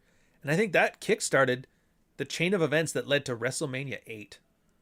And not since WrestleMania 7 had you seen a hero versus hero battle go that hard. Hogan had just beat the Ultimate Warrior just barely. Oh no, the Warrior beat Hogan just barely and got the title. But you know what? He did it honorably. He was the first guy with an honorable beat. Then Macho Man and Hogan did it. And then Hogan managed to beat Randy Savage. But then Randy learned, it's like, oh, Elizabeth went to him to see if he's all right. Like, this fight was over nothing. I was being emotional for no reason. And then I thought to myself, I'm sitting there at 6 years old. Wow. These people are just as emotional as women. And then I gave my money to a store clerk and he gave me a fake foam championship WrestleMania belt and one of those ripped t-shirts for Hulkmania. It's awesome. Do you get what I'm saying though? Do you get the point? Hope so. Anyways, that's Rule 0 or Red Morning. That's this show. This show is done. We got like 2 minutes to bants. Rolo did just fine. It was all Moose's fault. Give me a banana. Caveat emptor. It helped Rob get with me, boys. Yeah, see, like with Rob, I know he's got a huge problem with a lot of the sphere. And to be fair, I see why, and I don't disagree. But I think Rob's not stupid. Rob's pretty smart. Don't tell him I said that, though. But I think he understands that the wrestling isn't real, but he doesn't enjoy it. And that's fine. You don't have to enjoy this space. I don't enjoy this space. I don't watch Donovan Sharp's Love Island live streams. I don't watch Access Vegas. I don't watch... What's the other one? What's White Claw Power Hour actually called? I can't remember. I barely watch anything. I don't watch Rule 0 much. Sometimes I'll have it on. Occasionally I have a Clary thing on. Yeah, I don't need to remember. And it's just because it's not for me. It doesn't have to be. As long as the one who's watching it knows it's for them. And even the hate watchers, dude, they even want to watch it. Hate watchers love to be like, this is such a piece of shit. I check it out every fucking week. I've just learned to let it go. It's like, people are going to like what they like. You're going to like the White Claw. And don't get me wrong. I'm going to shit on the White Claw Power Hour till the end of my days. I'm going to shit on the War Room of Masculine Excellence. I'm going to make fun of all this shit because I think it's retarded. And you know what? The kind of people who get entertained by me calling it retarded in an eloquent way, they're going to like it too. And that's the game. Heroes and heels, in-groups and out-groups, branding and marketing. The only question you got to ask yourself, are they delivering what I'm asking for? Or are they not delivering what I'm asking for? And as long as you can answer that question with yes, then everybody's happy and keep things going. I think the only caveat I ever had to anybody who wanted to go into my Q&A session, my workshops, or buy a book or whatever, is like disposable income only. I've had a few people, it's like, yeah, dude, I can't afford this yet. Could you help me out? Could you offer me a discount? And I'm like, just no. If you don't have the disposable income to throw at this without having to decide on like, oh, do I do this or do I pay rent or buy food or, fuck Cindy or whatever it is you're doing. I don't want any of this, like, I have to be a decision between me and somebody else. First off, you're not a very good client or customer, because the instant something becomes more important, you're just gone. So he doesn't do me any favors. But for you too. I don't like the idea of somebody spending his last $5 on me. Fuck that. Find some story in the news one day. Billy starved to death, jumped off a bridge. His Visa's last account was sent to Ryan's war room mask. Like, fuck that. I don't need that shit on my soul, man. I don't. So yeah. Now, am I leaving money on the table? Absolutely. The poor and the desperate are the most easily milkable demographic out there. Ask me how I know. Oh. But if I wanted that, I would just sell crack. Because there's nothing that's a better cost-income ratio, ROI, than selling crack to poor, desperate people. They always find the money, man.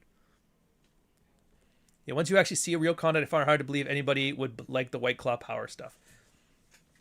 You know what? In college, I used to love watching Jerry Springer. We'd come home every day. I can't wait to watch somebody punch out some fucking broad dressed in trailer clothes while Steve the bouncer pulls them apart. It was the highlight of my day. So I can't judge. I mean, I can judge, but I can't judge rhetorically. I get it. Yeah. I can understand watching the same couple shows, but after that, I don't get it. It's just the same show over and over. Well, I mean, people will grow out of it, right? But you got to remember, Red Pill's always been about churn. Why is this space so angry? It's not angry. There's just a constant influx of new guys, and new guys are always angry. And then eventually they get over it. They either burn themselves out on anger, they learn to fix the thing they were angry about, and they continue on and they're happy and they move on. But then there's a new crop of angry dudes. And so all you see as an outsider looking in is a place of constant anger. And of course you're going to associate the space with that then. It's the same as anything. Anytime you create a group identity for somebody, you will be judged by your worst actors. Is anybody in the audience here black? Tell me I'm wrong. Tell me I'm wrong. Do you guys understand the feeling of being judged by the worst actors in the identity group that you belong to? I don't know if you can know the pain of a Red Pill content creator being associated with the worst actors in the identity group that you belong to, sir. Do you get what I'm saying, though? Technically, my example is the military, where if I beat somebody up, I'm an asshole. If you beat somebody up in uniform, the military is an asshole, and it's the same thing here. And here, I'll even throw a bone what I'm kind of getting at here with Black America. I actually find like my guilty pleasure is watching the battle between like the noticing group and the not noticing group. They are so fun to watch banter, man. Because it's all disingenuous and it's all hyperbolic and nobody... But if you watch enough, you kind of get a good feel for what the situation really is. And as best as I can see it, here's what I see. Yes, yes, yes, welfare state. Yes, yes, yes, the pet project, low expectations, soft bigotry. I get all that. Best I can tell is 1 out of 3 African Americans have gone to prison. So 1 out of 3. And that means like 1 out of 3 of them are bad. 2 out of 3, good. Now that's pretty good odds, right? That means out of every 3 guys you meet, only one of them's an asshole. But that's the problem. That leaves a lot of assholes. And because they have such a high There is an entire industry built around it. Talk to Hotep. He talks about it, the race grifting industrial complex, right? Because that's there. They have created an entire identity marker around African Americanism, which is a real problem for 2/3 of them. It's like the NRA. One school shooter and all you NRA guys look like fucking assholes. So now you have this thing. And that means, now I don't know what the white criminal stat would be. I never really cared to look into it. I'm going to guess it's less than 1 in 3. But it's not 0. But because there is no equivalent identity for them, they don't get judged by that same brush. And it's just one of those things you learn, is that if you want to join a group, get ready. If you guys aren't able to effectively gatekeep the bad actors out of your thing, you're going to be judged by them. And that's just it. You can't kick somebody out of the black club. So a World Star Hip Hop video is always going to do that. You can't just, well, you can just kick somebody out of the military, but it's hard. So the military is always going to be judged. In Korea, that's what I mean. One guy raped one girl in Korea. And the entire American military is now seen as an evil, vengeful asshole of a prick. One guy. That's all it takes to ruin a group. Red Pill, no different. I mean, maybe in scale, but yeah. Yeah, all it takes is one fucking retard, and now all the Red Pill guys are evil, misogynist assholes. It's like... And their real answer to that is just indifference. Like, whatever. Associate with the stuff if it benefits you. Don't associate if it doesn't benefit you. You do what you got to do. And more often than not, everybody's preconceived notions about one person or another, they kind of go away within the first minute or two of talking with them anyway. So you realize that's all you got to do. Understand what preconceived notions people will probably have coming to you. Like for me as the Red Pill content creator, first 2 minutes, people are expecting me to yell at them and offer them a White Claw. If you can last that first 2 minutes by being a normal person, a socially acceptable person, a socially adept person, a charming person even, heaven forbid, they'll fucking hand wave all that shit away and you can just go be fine and fine. And the Red Pill has all the retards. It doesn't though. It's just the retards won't shut the fuck up. The red pilled retards are the World Star Hip Hop of online Red Pill. It's the only way to put it. My family on my mom's side is all black. Never once have I seen a World Star Hip Hop scenario. Well, once have I seen a World Star Hip Hop scenario handing out of them. But that's it. It was my cousin. He murdered a guy, apparently self-defense, but still had to go to jail for it. But that's it. I got 20 aunts and uncles. 20 aunts and uncles. I don't know how many kids apiece. Out of all that giant clan, one World Star Hip Hop relative. But that's the one that makes the news. If it bleeds, it leads, right? And that's kind of an internet thing in general. Because, like, there's 8 billion people on Earth. I can pick any retarded opinion I want to. Any stupid niche thing. I could say anything about anyone. And I have enough examples that I can give you a non-stop, drip-feed example of that so that your entire world is built up on believing that this thing is everywhere. If you don't believe me, how many troons exist? How many troons exist? Almost none. It's a statistical rounding error worth of people. Less than a 0.1% kind of thing. Like one of those. In any statistical thing, the margin for error is far... Yeah, ratio troon blower. They're king, of course. But you see what I mean? But what happened? The last 10 years, there was just troons non-stop. You've met, through your television and through your internet, you have met every trans person on Earth. All of them. You know them all by name. You've seen all their branding. You've seen all their outfits. You've seen every example of it. And now in your mind, you think they're everywhere. But unless you live in like a crazy concentrated district like in LA or something like that, you're never going to meet one in your life. In my entire life, I think I've met one. And even then, it could have been just a really butch Korean chick. I don't know. So I guess the point of this one is just relax.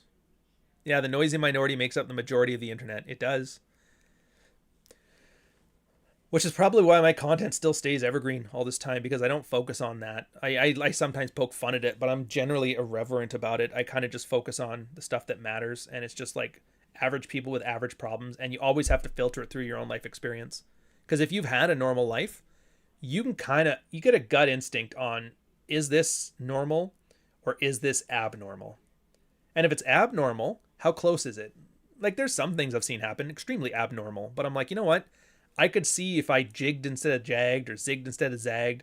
I could see myself being there instead of here. So I talk about it and I'll bring it up and use it as a red pill thing. But then there's some stuff you're just like, what the fuck? No, man. No, this ain't it. There's no way this isn't made up. And you just go with that. And here's the thing. Even if I don't believe something, it's completely fantastical and out of this league, you just got to pay attention. Because, like, one person will talk about it, sure. 2 people will talk about it, meh. You start seeing like hundreds of people talking about it and all individual stories, not just everybody repeating the same thing, but everybody has that same experience. You start listening. A good example, and I'll end you guys with this. There was some argument happening on Twitter of women wanted guys to confirm their date on the day of the date. And if guys didn't say, hey, it's Thursday morning, you still ready? Yeah. If you didn't do that, the girls would just flake. I'm like, that's bullshit. Not because I don't believe in the confirming thing. Like, I'm like, maybe not. That changes all the time. Some girls hate it, some girls like it. But guys were showing screenshots of it, of the conversations. And it was like reality show therapy speak. And I'm like, there's no fucking way this is real. But then other guys are saying, yeah, it's about what I hear all the time too. And this is about what I hear, and other people kind of saying things. I'm like, okay, so I guess this is a thing now. So I have to update my priors now. Yes, confirming your date the day before, probably a good idea. And yes, having them talk to you like a therapy speak is probably going to happen with younger girls. That's something you're going to have to navigate, right? And if it goes against something I see with my own eyes, I'm just going to stop or seeing it. But that's all you got to work with. Dead internet. Oh, Rob, did you see my newest one on that? The dead internet? It's not even a dead internet. It's that the demographics of the internet have changed. I'm still convinced that's it. It's the... So when you see like the internet pre-dead internet, it's North America and Europe. And now it's in order of users. It's China, India, and then North America and Europe. And I'm like, that kind of makes sense. Different language, different content. It explained all the bot traffic. Of course, there's going to be a bunch of Indian scammers creating a lot more bot traffic. Google, YouTube, Microsoft, Indian CEOs, as soon as that happened, adpocalypse stuff happened, everything turned into slop. Absolutely a scammier internet. So I don't know which right. We'll have to find out. Anyways, that's enough ranting from me. Let's call it, because I'm pretty sure I'm going to cut into Rule 0 if I go any longer, and I don't want to take food out of their mouth, you know. But I had fun. I hope you guys had fun.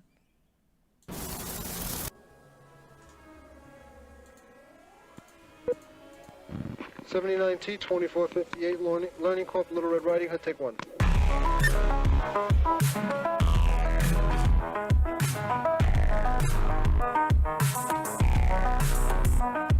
"40 years of my life is